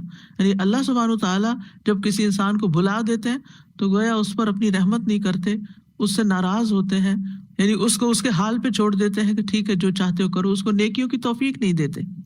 قرآن مجید میں سورۃ الاعراف میں بھی آتا ہے فَالْيَوْمَ نَنْسَاهُمْ، یہاں بھی اللہ تعالیٰ اپنی طرف نسبت کرتے ہیں بھلانے کی، كَمَا نَسُوا لِقَاءَ يَوْمِهِمْ هَذَا، جس طرح یہ لوگ اس دن کے آنے کو بھولے ہوئے تھے ہم بھی انہیں بلا دیں گے آج. یعنی وہ اس کا یہ مطلب نہیں کہ اللہ کو یاد ہی نہیں رہے گا کہ ان کا بھی کوئی حساب کتاب کرنا ہے، نہیں، اس کا مطلب یہ ہے کہ اب ان کے اوپر رحمت نہیں ہوگی. تو اللہ سبحانہ وتعالیٰ کو فراموش کرنے کا کیا مطلب ہے؟ اللہ کے ذکر کو بھلانا، اللہ سبحانہ وتعالیٰ کی نگرانی کو بھول جانا، اللہ سبحانہ وتعالیٰ کے سمیع و بصیر ہونے کو بھول جانا، کہ اللہ سن رہا ہے ہماری بات، اللہ دیکھ رہا ہے ہماری حرکات. اللہ سبحانہ وتعالیٰ غیب کو بھی جانتا ہے، چھپے کو، ظاہر کو، سب کچھ دیکھتا ہے. کیونکہ انسان جب چھپ کے برائی کرتا ہے تو اس کا مطلب وہ بھول گیا کہ یہاں بھی اللہ تعالیٰ دیکھ رہا ہے. ابن القیم کہتے ہیں جب انہوں نے اپنے رب سبحانہ کو بھلا دیا تو اللہ نے ان کو ان کی جانیں ہی بلوا دی، انفس ہی بلوا دیے. جیسے اللہ تعالیٰ کا فرمان سورۃ توبہ میں ہے نسوا اللہ فنسیہم. تو جو اللہ سبحانہ تعالیٰ کو بھلا دیتا ہے اس کو 2 سزائیں ملتی ہیں. ایک یہ کہ اللہ سبحانہ تعالیٰ اس کو بھول جاتا ہے، دوسرا اس کو اس کا اپنا نفس بھلا دیتا ہے. یعنی اللہ تعالیٰ اس بندے کو چھوڑ دیتا ہے، اس کو ضائع کر دیتا ہے، اور اس بندے کی تباہی اس سے اتنی قریب ہوتی ہے جتنا ہاتھ منہ کے قریب ہوتا ہے. اور جہاں تک انسان کا اپنی جان کو بھول جانا ہے تو وہ یہ ہے کہ اللہ اس کو اس کے بلند نصیبے فراموش کرا دیتا ہے. یعنی جو بلندی حاصل کرنی تھی اس نے، وہ اس کی منزل اس کی نگاہوں سے گم ہو جاتی ہے. اس کو اس کی سعادت، کامیابی اور اصلاح کے اسباب بلا دیتا ہے کہ کامیابی کیسے حاصل ہوتی ہے، اصلاح کیسے ہوتی ہے، خوش قسمتی کیسے حاصل ہوتی ہے. اس کے اسباب بلوا دیتا ہے کہ کیا کیا کرنا ہے کہ یہ سب حاصل کر سکو. اور اللہ اس کو اس کے اپنے عیوب اور کوتاہیوں کو بھلوا دیتا ہے، اور اس کے لیے اس کی آفات کو بھلا دیتا ہے کہ کن چیزوں میں اس کے لیے مصیبت ہے. اس کے ذہن میں یہ نہیں آتا کہ اپنے عیبوں کو دور کرے. یعنی اپنا آپ بھولنا کیا ہے؟ اپنے آپ بھول جانا. اور اللہ اس کو اپنے نفس کی اور دل کی بیماریاں اور تکالیف بلوا دیتا ہے. اس کے دل میں یہ خیال نہیں آتا کہ وہ ان کا علاج کرے. اور وہ اپنی بیماریوں نفس کی بیماریاں کیا ہیں؟ شہوات، شبہات اور حسد، بغض، نفاق. وہ بھول جاتا ہے کہ اسے اپنی ان بیماریوں کو ختم کرنا ہے، اس کی کوشش ہی نہیں کرتا. تو وَلَا تَكُونُوا كَالَّذِينَ نَسُوا اللَّهَ فَأَنسَاهُمْ أَنفُسَهُمْ. اللہ کو نہ بھولو، یعنی اللہ کے احکامات کو مت بھولو، جس کے نتیجے میں انسان نیک اعمال سے محروم ہو جاتا ہے. یہ ابن حبان کا قول ہے کہ جب انسان اللہ کے حکم کو چھوڑتا ہے تو پھر کیا ہوتا ہے؟ نیک عمل بھی نہیں ہوتا. آپ نے دین سیکھا ہی نہیں، آپ کریں گے کیا؟ دوسرا یہ کہ اللہ کے حق کو بھلانا، یہ بھی معنی کیا گیا. تو اللہ سبحانہ وتعالیٰ پھر ان کو ان کے نفس کا حق بھلوا دیتا ہے. یعنی جو اللہ کا حق بھولتا ہے اللہ اس کو بھول جاتا ہے، اور اس کے نفس کا حق جو ہونا چاہیے. ہمارے نفس کا کیا حق ہے کہ ہم اس کو اچھے عمل کروائیں، اس کو جنت کے قابل بنائیں، اس کو جہنم سے بچائیں. تو یہ چیز انسان کو بھول جاتی ہے.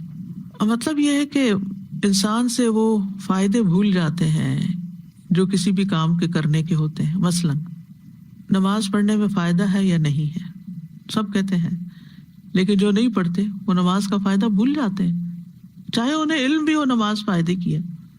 گناہ کرتے وقت اللہ کو بھول جاتے ہیں، ان کو پتہ ہے گناہ نقصان دہ، حرام، جھوٹ بولنا نقصان دہ، لیکن وہ کیا کرتے ہیں کہ وہ پھر بھی جھوٹ بول لیتے ہیں. تو ان کو یہ احساس نہیں رہتا، اور پھر توبہ کرنا بھول جاتے ہیں. گناہ کرتے اور توبہ کرنا بھول جاتے ہیں. اسی طرح وہ خوشحالی میں اللہ کو بھول گئے تو اللہ نے سختی میں ان کو بھلا دیا. اور مثلاً یہ کہ صدقہ کرنا فائدہ مند ہے یا نہیں، سب کو پتہ ہے، لیکن جب صدقے کا موقع آتا ہے تو ان کو بھول جاتا ہے یہ فائدہ مند ہے، لہٰذا وہ پیچھے رہ جاتے ہیں، وہ سوچ میں ہی پڑے رہتے ہیں، جو کرنا چاہیے وہ کرتے نہیں.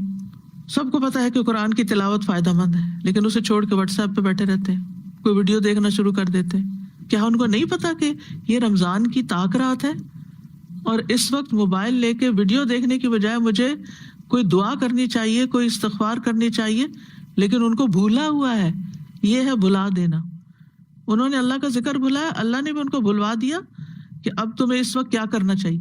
آپ دیکھیے، نیکی کرنے کے موقع پر نیکی کرنا یاد آ جانا، اس کی توفیق مل جانا، یہ بہت بڑی سعادت ہے کہ آپ کے پاس ایک اپرچونٹی آئی ہے اور آپ کا شرح صدر ہو جائے اور گریب کر لیں آپ اس کو کہ ہاں یہ موقع آ گیا نیکی کمانے کا، اب مجھے یہ نیکی کرنی ہے.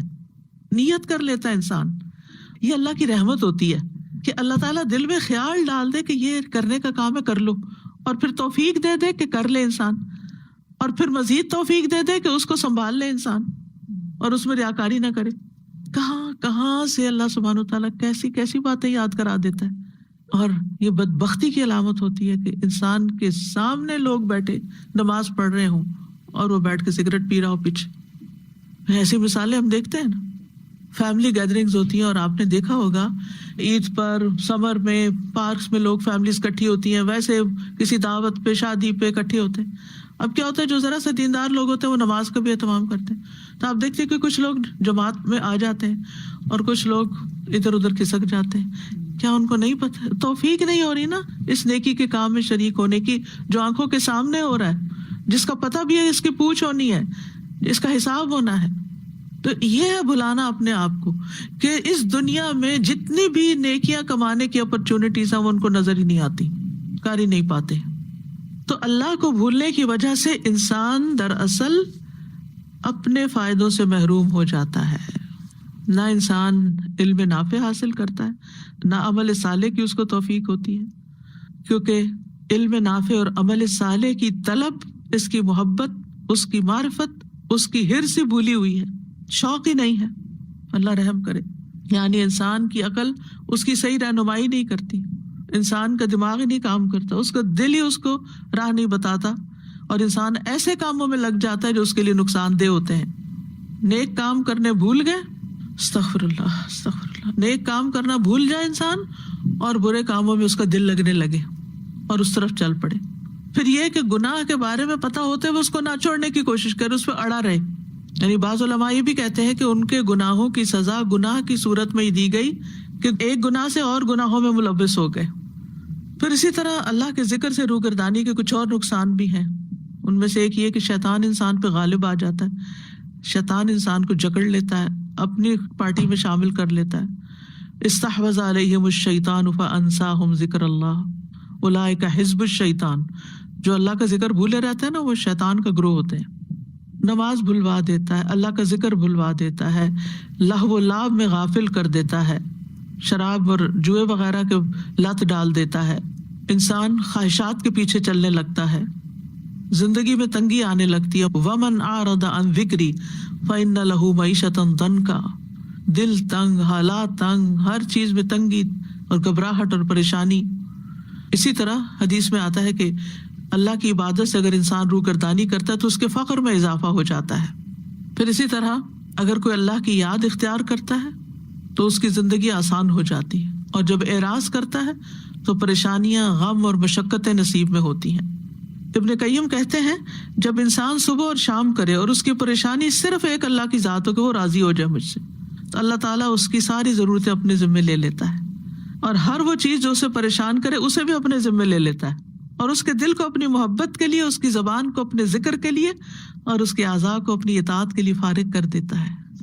اگر وہ صبح و شام اس حال میں کرے کہ دنیا ہی اس کی پریشانی ہو تو اللہ اس کی پریشانی، غم اور تکلیفوں کو اس کے اوپر لاد دیتا ہے اور اسے اس کے نفس کے حوالے کر دیتا ہے، اس کے دل کو اپنی محبت سے مخلوق کی محبت کی طرف پھیر دیتا ہے، اس کی زبان کو اپنے ذکر سے ہٹا کر لوگوں کے ذکر کی طرف لگا دیتا ہے، اس کے اعضاء کو اپنی اطاعت سے ہٹا کر لوگوں کی خدمت میں لگا دیتا ہے۔ یعنی یہ نماز پڑھنے کی کوئی فکر نہیں رہتی، بلکہ وہ اور دنیا کے کاموں میں ہی لگا رہتا ہے، شاپنگ کا شوق، ادھر جانا ادھر جانا، لوگوں کی آنکھوں کا تارا بننا۔ تو وہ اس طرح مشقت اٹھاتا ہے جس طرح جنگلی جانور دوسروں کی خدمت میں مشقت اٹھاتا ہے۔ وہ اس بھٹی کی طرح ہو جاتا ہے جس کے پیٹ میں ہوا بھر دی جاتی ہے، پھر اس کی پسلیوں سے اس ہوا کو دوسروں کے فائدے کے لیے نچوڑ دیا جاتا ہے۔ پہلے زمانے میں وہ جو بھٹی جلانے کے لیے غبارے میں جیسے ہوا بھری جاتی ہے، پھر تھوڑی تھوڑی اس کو مسلسل دی جاتی۔ تو ہر وہ شخص جو اللہ کی عبودیت اور اس کی اطاعت اور اس کی محبت اور اللہ کی خدمت یعنی اللہ کے دین کی خدمت سے روگردانی کرتا ہے، وہ مخلوق کی عبودیت اور خدمت میں لگ جاتا ہے۔ اس کا یہ مطلب نہیں کہ بندوں کی خدمت بنائے، اس کا مطلب جو اللہ کی خاطر نہیں ہوتی، جو صرف دکھاوے کی ہوتی ہے۔ اور قیامت کے دن آپ جانتے ہیں کہ اللہ کو بلانے والوں کا انجام کیا ہوگا، کہ اللہ تعالیٰ ان سے کہہ دے گا کہ جس طرح تو نے مجھے بلایا آج میں تمہیں بلا رہا ہوں۔ اولئک هم الفاسقون، یہی لوگ تو دراصل فاسق ہیں۔ فسق کہتے ہیں کسی چیز کا اس جگہ سے نکل جانا جو اس کے لیے مقرر کی ہوئی ہو، جو اس کے لیے اپوائنٹڈ جگہ ہو، وہاں سے وہ نکل کے باہر چلی جائے۔ اور یہ اکثر مذمت کے معنوں میں آتا ہے، یعنی برے معنوں میں آتا ہے، کیونکہ وہ چیز اس جگہ سے الگ ہو جاتی ہے جو اس کے لیے اصل میں مناسب ہے۔ تو فاسق لوگ وہ ہوتے ہیں جو نیکیاں چھوڑ کے برائیوں میں پڑ جاتے ہیں، بے حیائی اور برے کام کرنے لگتے ہیں، نافرمانی کے کام کرنے لگتے ہیں، جھوٹ بولتے ہیں، اطاعت سے نکل جاتے ہیں۔ پھر فرمایا لا یستوی اصحاب النار و اصحاب الجنہ، اصحاب الجنۃ هم الفائزون، برابر نہیں ہے اصحاب النار، صاحب کی جمع ہے اصحاب، ہمیشہ ساتھ رہنے والا، جو جہنم میں ہمیشہ رہیں گے، وہ اصحاب الجنہ، اور جو جنت میں ہمیشہ رہیں گے۔ اصحاب الجنۃ هم الفائزون، اصل کامیاب تو جنت والے ہیں، ذالک الفوز الکبیر۔ تو اوپر کی آیات میں اللہ سے ڈرنے اور آخرت کی تیاری کرنے والے لوگ جو ہیں ان کے لیے جنت کی بات کی گئی، اور بھولنے والے اور گناہ کرنے والے، نافرمانی کی زندگی بسر کرنے والے اصحاب النار قرار پائے۔ اور یہ نتیجہ نکال دیا گیا کہ جنتی اور جہنمی برابر نہیں ہے۔ قرآن مجید کی دیگر آیات سے بھی پتہ چلتا ہے کہ مومن اور فاسق برابر نہیں۔ افمن کان مؤمنا کمن کان فاسقا لا یستوون، متقی اور مجرم برابر نہیں۔ افنجعل المسلمین کالمجرمین، نیک اور بد برابر نہیں، اللہ کو جاننے والے اور نہ جاننے والے برابر نہیں۔ قل هل يستوي الذين يعلمون والذين لا يعلمون، صاحب بصیرت اور اندھا برابر نہیں۔ مثل الفریقین کالاعمی والاصم والبصیر والسمیع هل يستویان مثلا، تو یہ دو مختلف راستے ہیں۔ رسول اللہ صلی اللہ علیہ وسلم نے فرمایا جس طرح کانٹوں سے انگور نہیں چنے جاتے، یعنی کانٹوں میں نہیں انگور لگتے، اسی طرح بد کرداروں کی منازل پر نیکوکاروں کو نہیں اتارا جاتا۔ منازل کا مطلب جو درجے ہیں ان کے، منزلیں۔ بس تم جس راستے پہ چلنا چاہتے چلو، لیکن یاد رکھو جو راستہ اختیار کرو گے اسی پر چلنے والوں کے پاس پہنچ جاؤ گے. جس ہائی وے کو لیں گے نا آپ, ایسٹ لیں گے ویسٹ لیں گے, تو آخر میں انہی کے ساتھ ہوں گے جن کے ساتھ آپ چلے تھے, اسی قافلے کا حصہ ہوں گے, وہیں پہنچیں گے جہاں اور پہنچ رہے ہیں. یہ دو مختلف راستے ہیں. اس کے بعد یہ مثال دی گئی کہ یہ ساری باتیں سمجھا دی گئی ہیں تمہیں, اب بھی نہ سمجھو تو پھر تمہارا حال کیا ہے کہ تمہارے دل پتھر سے بھی زیادہ سخت ہیں, کہ پتھر بھی اللہ کے خوف سے لرز جاتے ہیں, پہاڑ بھی گر پڑتے ہیں, عاجزی آ جاتی ہے ان میں, اور تمہیں پھر بھی سمجھ نہیں آتی. یہ ساری بات سمجھنے کے باوجود بھی تمہیں سمجھ نہیں آ رہی. لو انزلنا هذا القرآن على جبل, اگر ہم اس قرآن کو پہاڑ پر بھی اتارتے, یعنی وہ قرآن جس میں اللہ تعالیٰ کے احکامات ہیں, اوامر و نواہی ہیں, وعدے اور وعید ہیں, حلال و حرام ہیں, یہ سارے احکامات اگر ہم کسی پہاڑ پہ اتارتے, یعنی اس کی ذمہ داری پہاڑ کو دیتے, اور یہاں پہاڑ سے مراد حقیقی پہاڑ ہے, کوئی فرضی چیز نہیں ہے. اور پہاڑ کو اس لیے سلیکٹ کیا گیا کیونکہ سب سے زیادہ ٹھوس, سخت اور بلند ہوتا ہے. تو پہاڑ جیسی اونچی چیز, ماؤنٹ ایوریسٹ کو یاد کریں, کسی اور پہاڑ کو مائنڈ میں لائیں. اگر آپ کبھی پہاڑی علاقوں میں گئے اور آپ نے دیکھا ہو کہ کتنے دور دور تک سلسلے پھیلے ہوئے ہوتے ہیں, یعنی یوں نہیں ہوتا کہ ایک ایک پہاڑ الگ کھڑا جیسے درخت کھڑے ہوتے ہیں. جبل احد کو ہی ذہن میں لائے, سب نے دیکھا ہے جو آج عمرے پہ جاتے ہیں. تو مطلب یہ ہے کہ اگر قرآن پہاڑ کو دیا جاتا, پہاڑ پر نازل ہوتا, لرأیتہ خاشعاً, تو تم اس میں خشوع دیکھتے, پہاڑ کے اندر خشوع آ جاتا. متصدعاً, وہ اپنی بڑائی اونچائی چھوڑ دیتا, ٹکڑے ٹکڑے ہو جاتا, گر جاتا, ریزہ ریزہ ہو جاتا. کس سے؟ من خشیت اللہ, اللہ کی خشیت سے. یعنی اس کے اندر خشوع آتا, جھک جاتا, اس کا بلند حصہ زمین کی طرف گرتا. اور متصدع کا لفظ صدع سے ہے, یعنی اس کا مطلب ہے تشقق, پھٹ جانا, پھٹ کے ٹوٹ کے گر پڑنا. اور خشیت اس خوف کو کہتے ہیں جو کسی کی عظمت کی وجہ سے دل پہ طاری ہو جائے. کبھی آپ کے دل پہ ایسا خوف, یاد کیجئے کوئی بری خبر سن کے یا کوئی ایسی بات سن کے آیا ہو کہ آپ کا دل آپ کے قابو میں نہ ہو, آپ اپنی مٹھیاں بھیج رہے ہوں, یعنی دل ہے کہ تیزی سے دھڑکتا ہی چلا جا رہا ہے. کوئی ایسی کیفیت یاد کیجئے کہ اچانک کسی ایسی چیز سے واسطہ پڑا کہ جس سے دل کانپ اٹھے اور وہ اپنی جگہ قرار ہی نہیں پکڑ رہا تھا, تو ایسی خشیت ہوتی ہے. اب دیکھیے میں کیفیت یاد اس لیے کرا رہی ہوں, اس سے کمپیریزن کریں کہ کبھی قرآن پڑھتے ہوئے ایسے دل کانپا, پھر تو پہاڑ ہی ہم سے اچھا ہوا نا. رمضان میں ہم نے کم از کم ایک قرآن تو پڑھا ہی ہوگا, یا تراویح میں سنا ہوگا, یا پھر زیادہ بھی پڑھے ہوں گے, کیونکہ کچھ لوگوں نے ایک سے زیادہ دفعہ بھی ختم کی. ہم میں سے ہر ایک اپنے آپ سے پوچھے, وَلْتَنْظُرْ نَفْسٌ مَا قَدَّمَتْ لِغَدٍ, ہمارے دلوں پر کتنی خشیت طاری ہوئی, کتنی دفعہ قرآن پڑھتے ہوئے آنسو بہہ پڑے, کتنی دفعہ تراویح میں لرز اٹھے, کتنی دفعہ اندر جسم کے کوئی رونگٹے کھڑے ہوئے, کوئی کیفیت بدلی. ہم سب اپنا محاسبہ کریں, کیونکہ وہ کیفیات تو ہم خود ہی محسوس کر سکتے ہیں نا, کوئی اور تو ہمارے لیے نہیں کرے گا. اگر ہم اس قرآن کو کسی پہاڑ پر نازل کرتے تو وہ اس کے آگے ٹھہر نہیں سکتا تھا, قرآن کے نازل ہونے کی وجہ سے پھٹ جاتا. لیکن اللہ سبحانہ و تعالیٰ نے اسے نبی صلی اللہ علیہ وسلم کے دل پر اتارا اور اس کو مضبوط کیا, آپ کو ثابت قدم رکھا, اور آپ پر اللہ کا بہت بڑا احسان ہے. اور پھر یہ کہ امت کو بھی خطاب کیا جا رہا ہے کہ وہ اپنے اعمال کا جائزہ لے, محاسبہ کرے. اور پھر یہاں ان لوگوں کی بات بھی کی جا رہی ہے کہ جو اتنے سخت دل ہوتے ہیں کہ وہ پتھروں سے بھی سخت دل ہو جاتے ہیں. اور یہ بات بھی پتہ چلتی ہے کہ پہاڑ انسانوں سے زیادہ اللہ کی تعظیم بجا لاتے ہیں, وہ زیادہ ریسیپٹیو ہیں, حالانکہ زیادہ سخت ہیں. تو انسان کا دل کیوں نہیں نرم پڑتا کہ ان کے اندر عاجزی آئے, ان کے اندر اللہ کی عظمت آئے, ان کے دل اللہ کی عظمت کے آگے جھک جائیں, اللہ کے خوف سے پٹ جائیں. یہ بات تو ہم اکثر سنتے رہتے ہیں نا کہ فلاں نے اپنے بچے کی حادثے کی خبر سنی تو ہارٹ اٹیک ہو گیا اس کو, فلاں کا کاروبار گیا تو ہارٹ اٹیک ہو گیا. ایسی خبریں بھی کبھی سنی ہے کہ فلاں کے دل پہ اللہ کا ایسا خوف آیا کہ اس کا دل پھٹ گیا. ہم اپنے آپ کو دیکھیں نا کہ دنیا کے نقصان کی خبر یا دنیا کی کسی انسان کی بڑائی یا دنیا کی کسی مال و دولت کے ملنے یا خوشی کے ملنے کی وجہ سے تو ہمارے دل پھڑک اٹھتے ہیں, لیکن اللہ کی خشیت اور اللہ کا خوف اور اللہ کی محبت اور اللہ کی عظمت, اس کے سامنے ہمارے دلوں کا حال کیا ہے.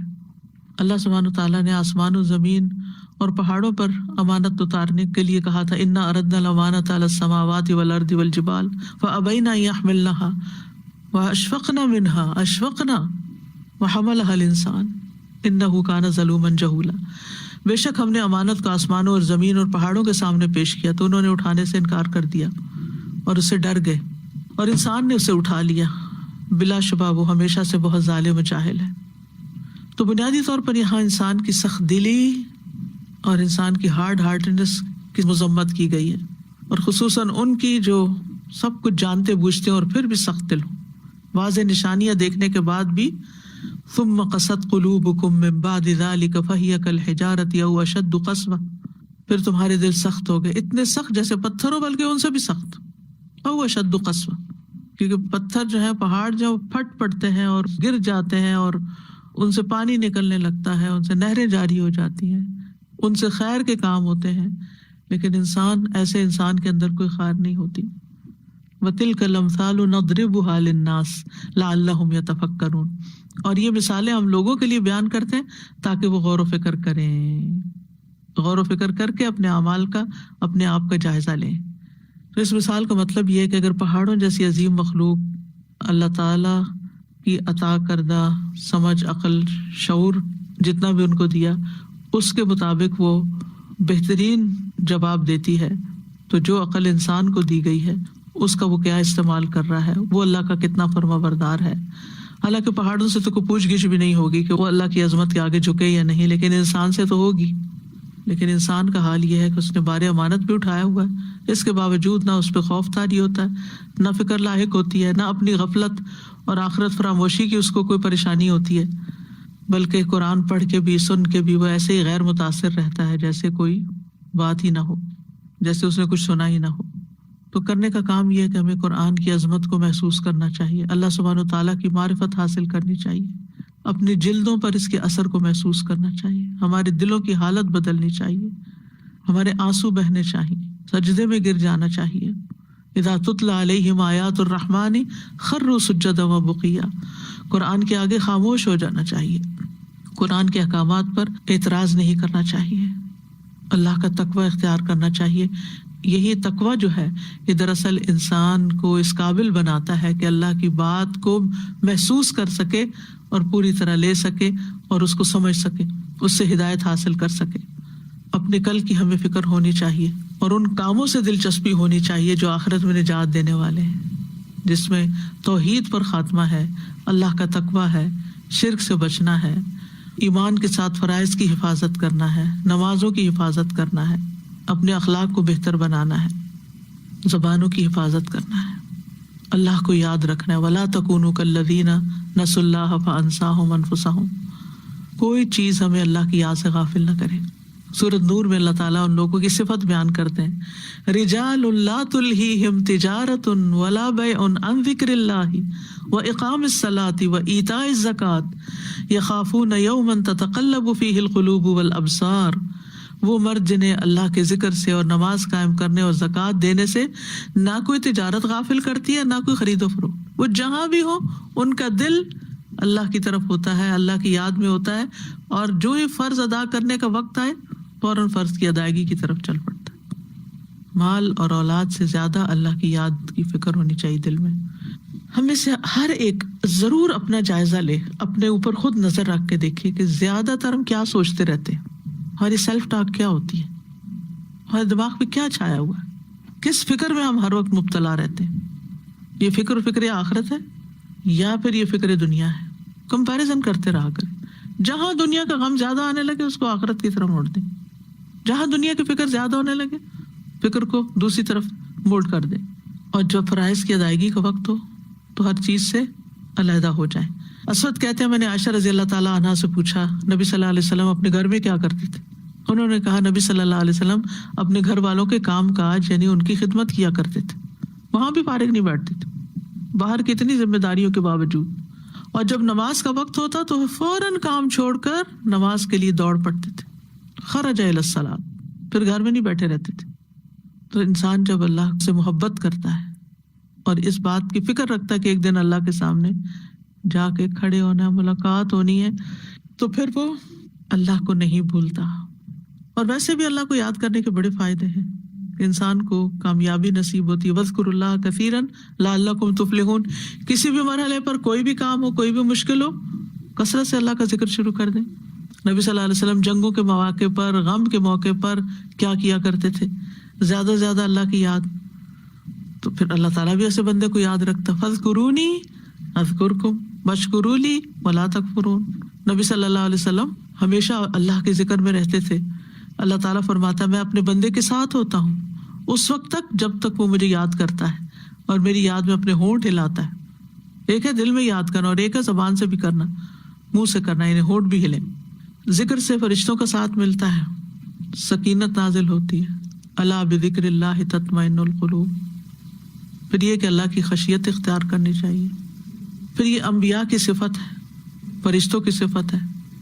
جبریل علیہ السلام اللہ کے خوف سے, خشیت سے بوسیدہ پالان کی طرح لگ رہے تھے اسراء والی رات جب نبی صلی اللہ علیہ وسلم بلند فرشتوں کے پاس سے گزرے. آپ کو معلوم ہے نا کہ جبریل علیہ السلام کو اللہ تعالیٰ نے سب سے پہلے پیدا کیا. سب سے پہلی روح جو پیدا ہوئی تھی جبریل علیہ السلام کی. مقام کہاں ہے؟ عند ذی العرش مکین, عرش والے کے پاس, یعنی سب سے قریب جگہ کے اعتبار سے جبریل علیہ السلام ہے اللہ تعالیٰ کی. اس کے باوجود اتنا بڑا مقام کہ جو جبریل سے عداوت کرے گا اللہ اس کا دشمن ہے. اتنا بڑا مقام ہونے کے باوجود وہ اللہ سے اس طرح ڈرتے ہیں جیسے ایک معمولی سی چیز ہو. اللہ کی خشیت جو ہے یہ کامیابی کا ذریعہ ہے. وَمَن يُطِعِ اللَّهَ وَرَسُولَهُ وَيَخْشَ اللَّهَ وَيَتَّقِ فَأُولَٰئِكَ هُمُ الْفَائِزُونَ. پھر إِنَّ الَّذِينَ يَخْشَوْنَ رَبَّهُم بِالْغَيْبِ لَهُم مَغْفِرَةٌ وَأَجْرٌ كَبِيرٌ. اجر کبیر, رات کو سوتے ہوئے جب پڑھتے ہیں نا آپ یہ سورۃ الملک, تو اس کبیر کو ذرا لمبا کیا کریں. بہت بڑا اجر ہے اللہ سے ڈرنے کا. جنت ہے, اللہ کی رضامندی ہے. جزاؤہم عند ربہم جنات عدن تجری من تحتها الانہار خالدین فیہا ابدا رضی اللہ عنہم ورضوا عنہ ذالک لمن خشی ربہ. اللہ کا خوف نجات کا ذریعہ ہے. نبی صلی اللہ علیہ وسلم فرمایا 3 چیزیں نجات دینے والی, ان میں سے ایک چھپے اور ظاہر اللہ کی خشیت. اللہ کے ڈر سے کوئی گناہ چھوڑ دیتا ہے تو اس پر اسے اجر لکھا جاتا ہے اس کے لیے. ہر وقت اس بات کا احساس کہ اللہ دیکھ رہا ہے, یہ خشیت کی علامت ہوتی ہے. اور وہ دیکھنا پھر اس کو گناہوں سے روک دیتا ہے. تو کرنے کے کام یہی ہے کہ ہمیں اللہ کا تقوی اختیار کرنا ہے, آخرت کی فکر کرنی ہے, اس کی تیاری کرنی ہے, اللہ کی یاد سے غافل نہیں ہونا, اٹھتے بیٹھتے اللہ کا ذکر کرتے رہنا ہے, فرائض کو وقت پر ادا کرنا ہے. رمضان نے ایک اچھی ٹریننگ کر دی, پھر بہت سی عبادات کی عادت ہوگی. اب اس عادت کو چھوڑنا نہیں. جنت میں لے جانے والے کاموں کی طرف توجہ کرنی ہے, جہنم میں جانے والے کاموں سے بچنا ہے. اور قرآن پڑھتے وقت اپنے دلوں کا, اپنی حالت کا جائزہ لیتے رہنا ہے کہ ہماری کیفیات کیا ہیں, اور اللہ سے دعائیں کرتے رہنا ہے کہ اللہ سبحانہ وتعالی ہمیں اپنی خشیت عطا فرمائے, تقوی عطا فرمائے. اللہم انی اسألک الہدی والتقی والعفاف والغنی. اللہم آت نفسی تقواہا وزکیہا انت خیر من زکاہا انت ولیہا ومولاہا. اللہم انی اعوذ بک من علم لا ینفع ومن قلب لا یخشع ومن نفس لا تشبع ومن دعوت لا یستجاب لها. اللہم اقسم لنا من خشیتک ما یحول به بیننا وبین معصیتک ومن طاعتک ما تبلغنا به جنتک ومن الیقین ما تهون به علینا مصیبات الدنیا ومتعنا بأسماعنا وأبصارنا وقواتنا ما أحييتنا واجعله الوارث منا واجعل ثأرنا على من ظلمنا وانصرنا على من عادانا ولا تجعل مصيبتنا في ديننا ولا تجعل مصيبتنا في ديننا ولا تجعل الدنيا أكبر همنا ولا مبلغ علمنا ولا تسلط علينا من لا يرحمنا. رب اعنی ولا تعن علی وانصرنی ولا تنصر علی وامکر لی ولا تمکر علی واہدنی ویسر الہدی الی وانصرنی علی من بغی علی. اللہم اجعلنی لک شاکرا لک ذاکرا لک راہبا لک متباعا الیک مخبتا اواہا منیبا. رب تقبل توبتی واغسل حوبتی واجب دعوتی وثبت حجتی واہد قلبی واہد قلبی واہد قلبی وسدد لسانی واسلل سخیمۃ قلبی ربنا آتنا فی الدنیا حسنہ وفی الآخرۃ حسنہ وقنا عذاب النار ربنا لا تزغ قلوبنا بعد إذ هديتنا وهب لنا من لدنك رحمة إنك أنت الوهاب ربنا لا تؤاخذنا إن نسينا أو أخطأنا ربنا ولا تحمل علينا إصرا كما حملته على الذين من قبلنا ربنا ولا تحملنا ما لا طاقة لنا به واعف عنا واغفر لنا وارحمنا أنت مولانا فانصرنا على القوم الكافرين یا حی یا قیوم برحمتک نستغیث. یا رب العالمین تو ہم سے اس پروگرام کو قبول فرما، کمی کوتاہی کو معاف فرما، اور جو چیز تیری رضا کے مطابق ہوئی ہے تو اسے بہترین قبولیت عطا فرما. اللہ ہم سب کے دلوں میں نور بھر دے، ہماری زندگیوں سے نور سے معمور کر دے. یا اللہ ہمیں ہر طرح کے دکھ تکلیف پریشانی بیماری سے محفوظ رکھ، ہماری نسلوں کو، ہماری اولادوں کو، ہمارے دوستوں کو، ہمارے ساتھیوں کو، ہمارے والدین کو، ہمارے استادوں کو، یا اللہ سب کو، ہمارے سارے محسنین کو اپنی رحمتوں سے ڈھانپ لے، ان پر اپنی برکتیں نازل فرما. یا اللہ ہم سب کے بچوں کو ہدایت عطا فرما. یا اللہ تو ہمیں کل کی فکر دے دے، ہمیں کل کے لیے تیاری کی توفیق دے دے، ہمیں اپنا تقوی عطا کر دے. یا رب العالمین ہم تجھ سے وہ ساری دعائیں مانگتے ہیں جو محمد صلی اللہ علیہ وسلم نے مانگی، اور ہر اس چیز سے تیری پناہ میں آتے ہیں محمد صلی اللہ علیہ وسلم نے جس سے پناہ مانگی. یا اللہ تو ہم سے راضی ہو جا. اللہ کووڈ کی تکلیف کو دور کر دے، جو بیمار ہیں انہیں صحت عطا کر دے، جو پریشان حال ہیں، جو مالی معاملات میں پریشان ہیں، جو کسی بھی پریشانی کا شکار ہے، یا اللہ ان کی ساری پریشانیاں دور کر دے. اللہ تو امن و امان بحال کر دے. یا اللہ تو ہمارے حال پہ رحم کر دے اور بری بیماریوں سے محفوظ رکھنا. ربنا تقبل منا انک انت السمیع العلیم وتب علینا انک انت التواب الرحیم. وصلی اللہ تعالی علی خیر خلقہ محمد وعلی آلہ واصحابہ واہل بیتہ اجمعین برحمتک یا ارحم الراحمین. یا ایھا الذین آمنوا اتقوا اللہ ولتنظر نفس ما قدمت لغد واتقوا اللہ ان اللہ خبیر بما تعملون.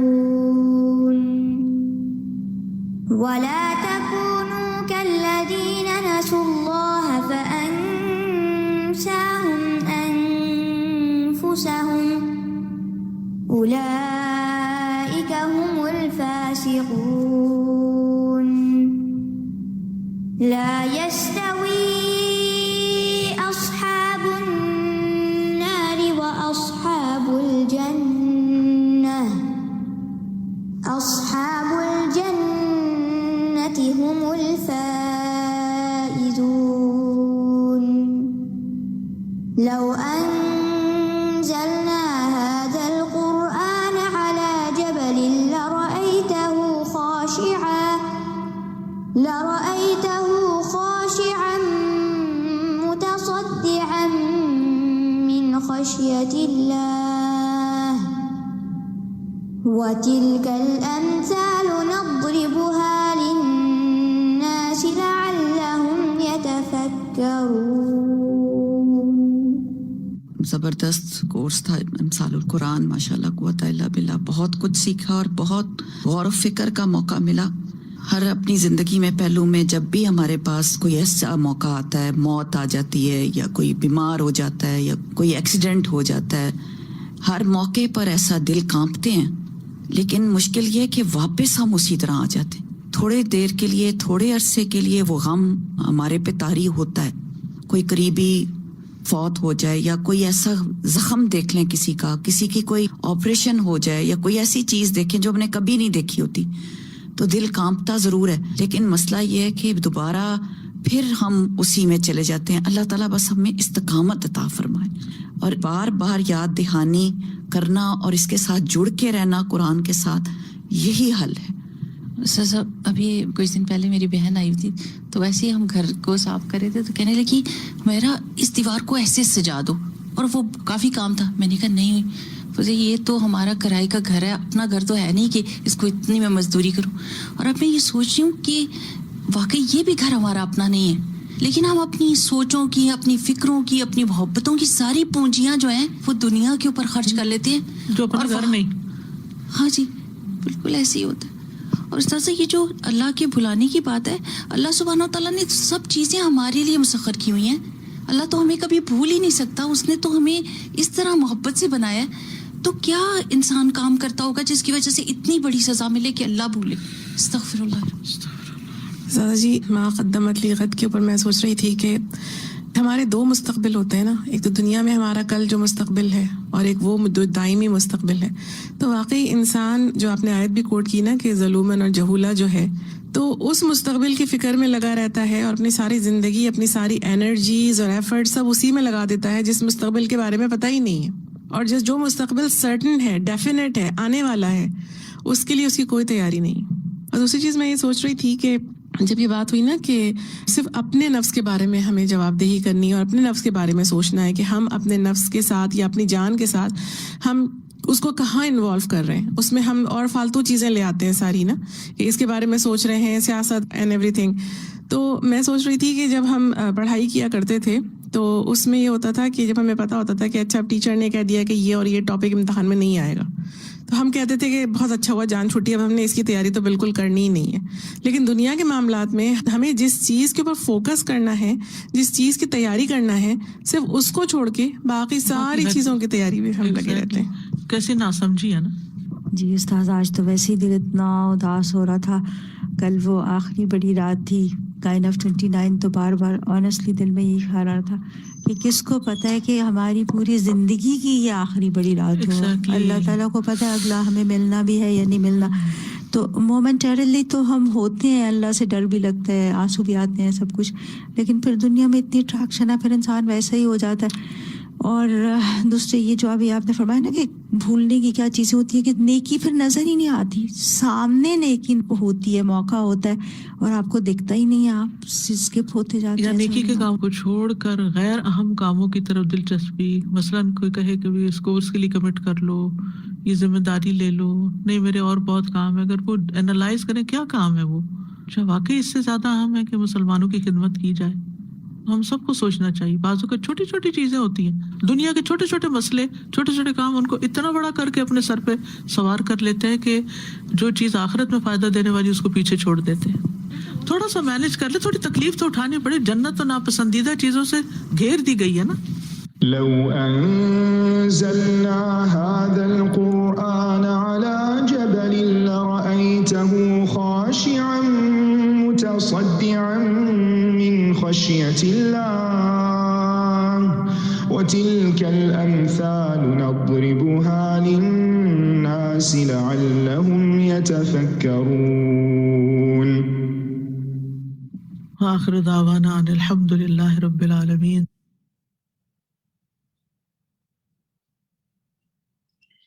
السلام علیکم ورحمۃ اللہ وبرکاتہ. الحمد للہ رب العالمین والصلاۃ والسلام علی سید المرسلین, اما بعد, فاعوذ باللہ من الشیطان الرجیم, بسم اللہ الرحمن الرحیم.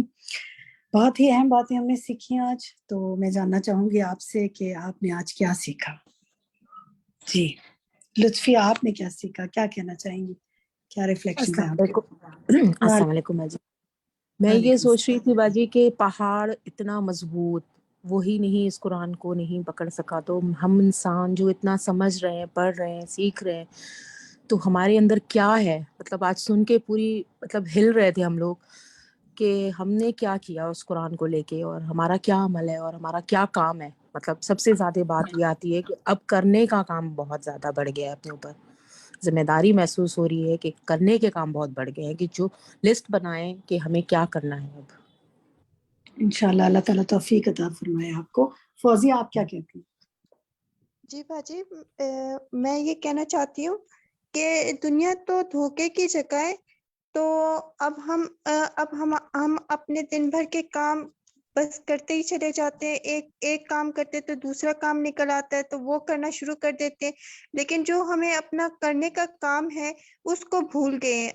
کہ ہم اللہ کو ایک مانے اور اس کی عبادت کریں اور اس کے بندوں کی خدمت کریں، اور جو بندے مطلب کہ انسان اللہ کی راہ پہ نہیں چل رہے ان کے لیے ہدایت کا سرچشمہ بنے، وہ ہم سے نہیں ہو پا رہا۔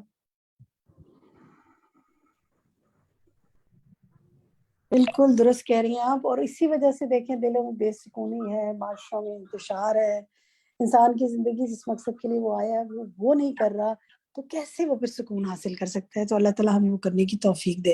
عظمیٰ تسکین آپ کیا کہتی ہیں؟ جی السلام علیکم۔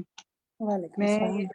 جیسے آج یہ جو ہمارا پورا سیشن چل رہا ہے، اس میں بار بار ہمیں جس چیز کے لیے کہا جا رہا ہے تقوی اور استقامت، یعنی کہ تقوی اور استقامت ہوگی تو ہم یہ اللہ کا قرب بھی حاصل کر سکیں گے، اپنے آپ کو جہنم کی آگ سے بھی بچا سکیں گے۔ اور جبکہ ہمارے پاس دیکھیں یہ جو آج مجھے جو دل پر جو میری بات لگی ہے وہ اس پہاڑ کے اوپر ہے، کہ وہ پہاڑ جیسی چیز جس پر قرآن نازل کرنے کے لیے کہا گیا ہے، وہ اتنی عاجزی انکساری کی بات ہے کہ وہ اس سے کوئی سوال جواب بھی نہیں ہوگی، تو وہ پاش ہو جاتا ہے اس قرآن سے۔ اور ہم لوگ گوشت کا لوتھڑا، ہم لوگ اتنے دل کے سخت ہو گئے ہیں کہ ہمیں جو اللہ تعالیٰ 5 وقت ہمیں یہ اپنا ہمارے دروازے پہ دستک ہو رہی ہے، ہم وہ دروازہ نہیں کھول رہے جسے ہم اپنے دلوں کو نرم کر سکیں اور ہم سیکھ سکیں کہ ہمیں اپنی جنت کیسے بنانی ہے، ہمیں کیسے برے کاموں سے بچنا ہے۔ تو آج یہ بالکل چیز بہت دل پہ اثر کری ہے کہ ہمیں اس دستک کو، اپنے دروازوں کو، رحمتوں کو کھولنا ہے اپنے لیے اور اللہ اس پر تعالیٰ عمل ہمارے کرنا لیے کھول دے اور ہماری اولادوں کے لیے بھی کھول دے۔ ہے۔ مہری جی السلام علیکم۔ جی آج کا جو میں نے لیکچر سنا اس میں سے یہ سیکھا کہ ہمیں اپنے نفس کا کانسٹنٹ محاسبہ کرنا چاہیے، کیونکہ جب ہم اپنے نفس کو چھوڑ دیتے ہیں نا تو پھر ہم اللہ کو بھول جاتے ہیں اور پھر الٹیمیٹلی اللہ بھی ہمیں بھلا دیتا ہے۔ تو یہ کانسٹنٹ پروسیس ہے کہ نفس کا محاسبہ کانسٹنٹلی کرتے رہا جائے تاکہ ہم اللہ کو ذکر کرتے رہیں، اللہ کو یاد کرتے رہیں اور پھر اللہ بھی ہمیں یاد رکھے۔ تو ٹرو، بالکل۔ اللہ تعالیٰ ہمیں توفیق عطا فرمائے۔ شہنیلا آپ کیا؟ جی باجی، مجھے آج یہ سمجھ آئی کہ ہم نے اللہ تعالیٰ کو نا صحیح سے پہچانا نہیں ہے، اور جتنی پہچان بڑھتی جاتی نا اتنی خشیت بڑھتی جاتی ہے، اور باقی مخلوقات ہم سے شاید بہتر پہچانتی ہیں اللہ تعالیٰ کو۔ اور آج ہم نے سیکھا نا کہ قرآن کی جو آیت تھی کہ مومن اور فاسق برابر نہیں ہے، تو ہم تو پورا دن یہی جسٹیفائی کرتے رہتے ہیں کہ فلانے نے میرے ساتھ ایسا کیا تھا۔ تو سب کی برابری کا جواب جو کرتا ہے ہم ویسے ہی اس کے ساتھ معاملہ کرنے کی کوشش کرتے ہیں، جبکہ آپ کو قرآن کتنا واضح کہتا ہے کہ فاسق اور مومن برابر نہیں ہے۔ تو جب ہم فوکس رہتے ہیں اللہ تعالیٰ کی ذات کے اوپر تو معاملات اور کام ہمارے بالکل فرق ہو جاتے ہیں دوسروں سے۔ تو یہ میں نے آج سیکھا کہ کانسٹنٹلی مجھے یہ اللہ تعالیٰ کا احساس اور پہچان کرنی ہے کہ میں کسی کے مقابلے میں نہیں ہوں، مجھے اللہ تعالیٰ کا بندہ بننا ہے۔ بالکل، پھر وہ انسان اس مقابلے کی کیفیت سے جب باہر نکل آتا ہے نا تو وہ بہت پیس آف مائنڈ میں ہو جاتا ہے، اور اللہ نے جو بلیسنگز دینی ہوتی ہیں وہ تو دے ہی دیتا ہے۔ Very important point. اس میں بھی بہت اچھی بات شنیلا نے کی کہ ہم نے اللہ سبحانہ و تعالیٰ کو پہچانا ہی نہیں، اس کی قدر نہیں کی۔ اللہ کی پہچان حاصل کرنی ہو تو اللہ کے اسماء و صفات کی پہچان حاصل کریں۔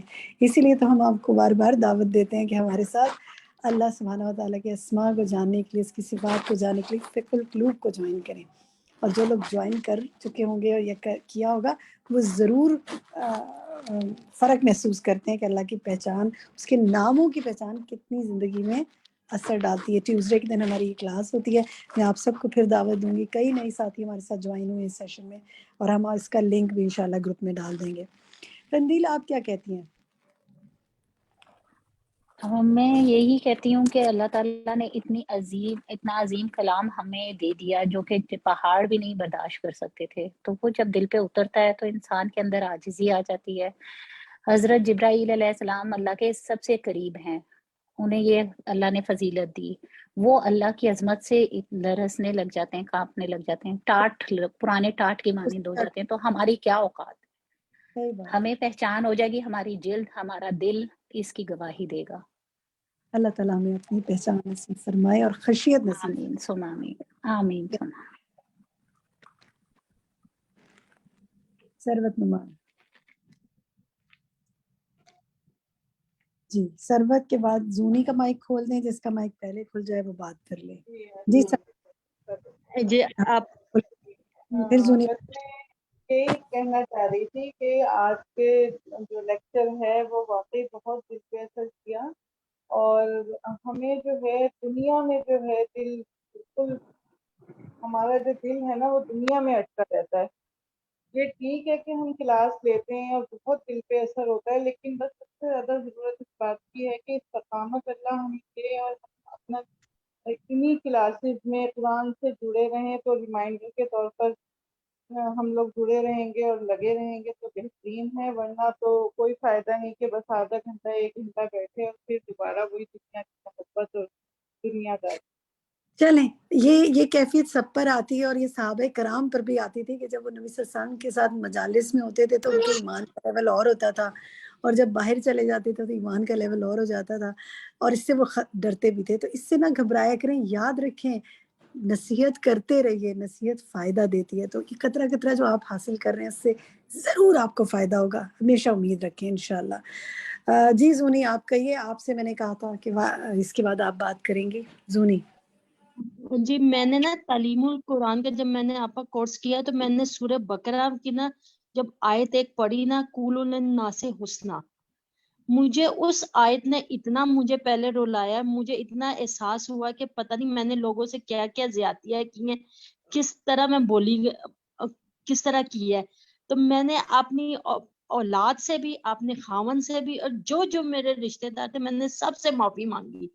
یعنی اب یہ مجھے پہلی الحمدللہ میری یہ ہوا نا تو پھر. میرے دل پہ اثر کیا تھا. چلیں گڈ، اللہ تعالیٰ آپ کو بہترین اور حسن کے ساتھ بات کرنے کی توفیق دے. Shahida Parveen, this is last comment I am taking. جی شاہدہ. جی ہمیں اللہ کی عبادت کے لیے سب سے پہلے یہ چیز، جیسے ہم لوگ دوسرے اگر ہمیں کچھ کہتے ہیں، جیسے اپنے غموں کو لے کے بیٹھ جاتے ہیں، رونا پیٹنا شروع کر دیتے ہیں، تو یہ چیزیں ہماری عبادت میں بہت بری طرح حائل ہو جاتی ہیں. ہمیں ان سے دور رہنا چاہیے تاکہ ہم اللہ کی عبادت اچھے طریقے سے کر سکیں. جزاک اللہ خیر. ٹھیک ہے. میں شہناز بات کرنا چاہ رہی ہوں، ایک صرف میری بات میں آپ سے شیئر کروں گی. جی السلام علیکم. جی میں یہ شیئر کرنا چاہ رہی تھی کہ میں جب سنتی ہوں نا جو باتیں تو میں اپنے ہسبینڈ بچوں سے شیئر کرتی ہوں. تو اتفاق سے میرے ہسبینڈ نے مجھ سے ایک سوال کیا، کہنے لگے کہ مجھے اتنی خوشی ہوئی کہ یہ میری بات سنتے ہیں. اس کا مطلب ہے کہ انہوں نے کہا کہ اگر انسان کو مواقع ملے مطلب برائی کرنے کے، جیسے کوئی بھی ایسا کام، اور وہ نہ کرے صرف اس لیے کہ اللہ کی خاطر کہ اللہ سے مطلب ہمیں کیا ملے گا، آخرت میں ہمارا کیا انجام ہوگا، تو اس کا کیا اجر ہے. میں نے کہا بھائی اس کا اجر تو یہ ہے کہ آپ کرتے ہوئے اس کام کو نہیں کر رہے، اس کا تو دوہرا اجر ہے. گناہ کا تو ایک گناہ کریں گے تو ایک ہی آپ کو اس کا گناہ لکھا جائے گا، لیکن اس کا اجر آپ کو دوہرا اجر ملے گا. تو میں نے صحیح بات کہی ان سے، میں یہ پوچھنا چاہتی تھی. سوری میں سمجھ نہیں پائی، شاید میں نے مس کی آپ کی پہلی بات. آپ مجھے لکھ کے بھیج دیجیے گا. آپ نے ٹھیک ہے کیا کہا تھا انشاءاللہ. دوبارہ مجھے بتائیں، چلیں شاید میں میں جواب نے دے سکوں. جی میں نے یہ کہا، انہوں نے مجھ سے سوال کیا تھا، یہ آپ نے سن لیا کہ آپ نہیں سوال ہی گناہ. تو نہیں سنا، سوال بتائیں. اچھا انہوں نے مجھ سے سوال کیا کہ اگر کسی کو گناہ کے مواقع ملے اور وہ گناہ نہ کرے تو اس لیے کہ اللہ سے پکڑ ہوگی آخر میں، تو اس کو اس کا اجر ملے گا. کہ میں نے کہا اس کا تو نیکی کرنے کا تو ایک بہت اجر نیکی ملے گا، مطلب جی بدی بہت کرنے اجر کا تو ملے گا. ایک ہی. یہ تو جنت کے وہ جو عرش کے سائے تلے 7 لوگ ہیں، ان میں سے ایک کے جی لیے بھی کچھ ایسی بات آتی کہ اس کو گناہ کی دعوت دی گئی اس کو، اور اس نے اپنے آپ کو اس سے بچا لیا، تو ان کو کہیں جی بالکل ملے گا، کیونکہ انہوں نے اللہ کی خاطر جوڑا. تو انشاءاللہ کیوں نہیں، ہم پوری امید. انشاءاللہ. بس مجھے یہ کہا کہ خوشی ہوئی کہ چلے بات تو جزاک سنتا ہے اللہ، نا کوئی، اور جزاک پھر اللہ، الحمدللہ. جزاک اللہ. جی کرنے کے اوکے. کام آپ کے سامنے ہیں، اسکرین پر ہیں، آپ کے ساتھ بھی ہم شیئر کرتے رہتے ہیں، ان کو پڑھیے گا. ہم آپ کے ساتھ ہوم ورکس شیئر کرتے ہیں. میں ہوم ورکس سے گزر جاتے ہیں. ہوم ورکس کیا، آپ کا یہ سورۃ الحشر کی آیت جو ہے یہ آپ نے یاد کرنی ہے، اور اس کے علاوہ نیکسٹ آیت جو ہے جو ہماری لو انزلنا ھذا القرآن، یہاں سے جو آیت ہے اس کو بھی آپ نے یاد کرنا ہے. تو انشاءاللہ وہ ہمیشہ آگے ہم ہر ہفتے سنیں گے. ٹھیک ہے، آگے دکھائیے. بہت ہی پیاری احادیث ہیں. میرا دل تو کرتا تھا میں ایک ایک حدیث پہ بات کروں، لیکن یہ سب ہم آپ سے گروپ میں شیئر کریں گے. آپ بس سلائڈ آگے لیتے جائیں کیونکہ ہمارا وقت مکمل ہو گیا ہے. یہ ساری آپ نے ہم نے آپ کے لیے اس کے ہوم ورکس بھی نکالے ہیں، غور کرنا ہے، عمل کرنا ہے، ذکر کرنا ہے، شیئر کرنا ہے. ہر حدیث کو پڑھیے گا، عمل کی کوشش کیجیے گا، آگے شیئر کیجیے گا. اللہ سبحانہ و تعالیٰ آپ سے راضی ہو، آپ کے عمل میں استقامت دے، آپ کو تقوی عطا فرمائے، آپ کو پاک دامنی عطا فرمائے، آپ کا ولی ہو، آپ کا مولا ہو، اور اللہ تعالیٰ آپ کو اپنے بہترین بندوں میں شامل کرے. یہیں تک آج ہم پڑھتے ہیں. اب آپ کا پول ٹائم ہے. یہ کیونکہ ہمارا لیسن زیادہ تھا تو ہم 5 بجے سے رکھ رہے ہیں. آپ میں سے جو اس کو جوائن رکھنا چاہے موسٹ ویلکم. ہمارا ٹائم 5 بجے تک تھا، لیکن اس سے بھی آپ کو فائدہ ہوگا. سبحانک اللہم و بحمدک، اشہد ان لا الہ الا انت، استغفرک و اتوب الیک. ذرا دیکھیے کہ آپ کو کیا سمجھ میں آیا. آپ کو اوور ٹو یو سوہا. السلام علیکم. وعلیکم السلام ورحمۃ اللہ وبرکاتہ. آج ہم نے سورۃ الحشر کی آیت 18 to 21 پڑھی، جس میں ہم نے اللہ تعالیٰ کی خشیت کی مثال پڑھی. تو چلیے ہم جلدی سے پوز کی طرف چلتے ہیں. بسم اللہ الرحمن الرحیم. کوشچنز آپ کی اسکرین پہ ہیں. سوال نمبر 1 دیکھتے ہیں. سورۃ الحشر کو سورۃ ڈیش بھی کہا جاتا ہے، التقوی، غافر یا بنی نذیر.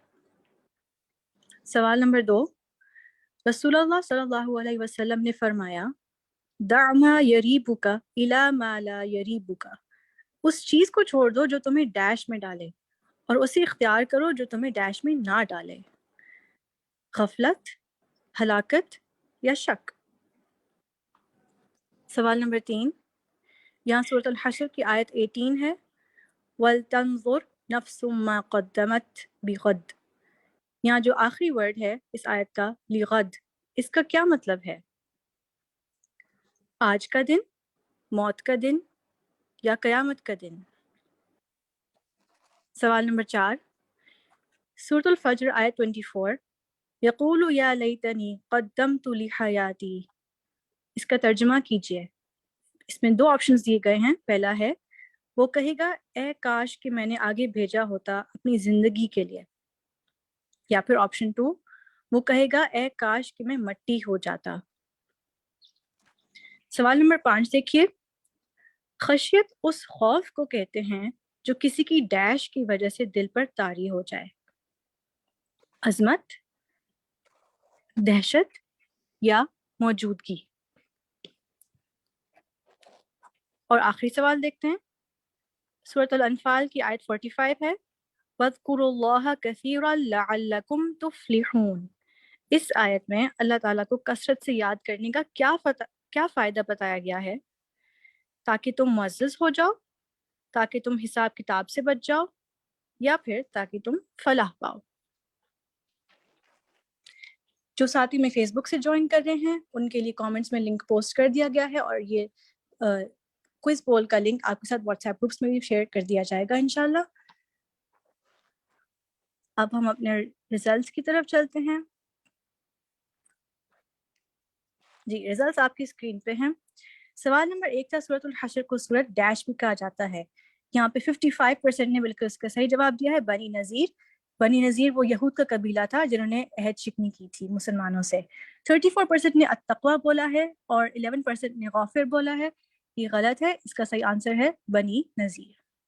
سوال نمبر 2 دیکھیے، رسول اللہ صلی اللہ علیہ وسلم نے فرمایا، دع ما یریبک الی ما لا یریبک، اس چیز کو چھوڑ دو جو تمہیں ڈیش میں ڈالے اور اسے اختیار کرو جو تمہیں ڈیش میں نہ ڈالے. یہاں پہ شک کی بات کی گئی ہے. 68% نے بالکل صحیح جواب دیا ہے، 26% نے غفلت چوز کیا اور 6% نے ہلاکت. یہاں پہ شک کی بات کی گئی تھی. سوال نمبر 3 پہ چلتے ہیں. سورۃ الحشر کی آیت 18، وَلْتَنظُرْ نَفْسٌ مَا قَدَّمَتْ لِغَدٍ، لغد میں کون سے دن کی بات کی گئی ہے؟ قیامت کا دن. 85% نے بالکل صحیح جواب دیا ہے. 6 and 8% نے آج کا دن اور موت کا دن چوز کیا تھا، لیکن یہاں پہ قیامت کے دن کی بات کی جا رہی ہے. کوشچن نمبر 4، سورۃ الفجر آیت 24، یقول یا لیتنی قدمت لحیاتی، اس کا ترجمہ ہے وہ کہے گا اے کاش کہ میں نے آگے بھیجا ہوتا اپنی زندگی کے لیے. یہ صحیح جواب ہے اور 81% نے اس کو چوز کیا. 19% نے آپشن نمبر 2 چوز کیا تھا، لیکن یہ غلط ہے، اس کو کریکٹ کر لیجئے. کوشچن نمبر 5، خشیت اس خوف کو کہتے ہیں جو کسی کی عظمت کی وجہ سے دل پر طاری ہو جائے. 71% نے اس کا صحیح جواب دیا ہے. دہشت اور موجودگی اس کے غلط جواب تھے. 24 and 5% نے ان کو چوز کیا تھا. اس کو پلیز کریکٹ کر لیں. اور آخری سوال کی طرف چلتے ہیں. وَاذْكُرُوا اللَّهَ كَثِيرًا لَعَلَّكُمْ تُفْلِحُونَ. اس آیت میں اللہ تعالیٰ کو کثرت سے یاد کرنے کا کیا فائدہ بتایا گیا ہے کہ اس سے آپ فلاح پا جائیں گے انشاءاللہ تعالیٰ. اللہ تعالیٰ ہمیں صحیح معنوں میں خشیت محسوس کرنے والوں میں سے بنا دیں. اللہم آتی نفسی تقواہا وزکیہا انت خیر من زکاہا انت ولیہا ومولاہا. سبحانک اللہم وبحمدک اشہد ان لا الہ الا انت استغفرک واتوب الیک. السلام علیکم ورحمۃ اللہ وبرکاتہ.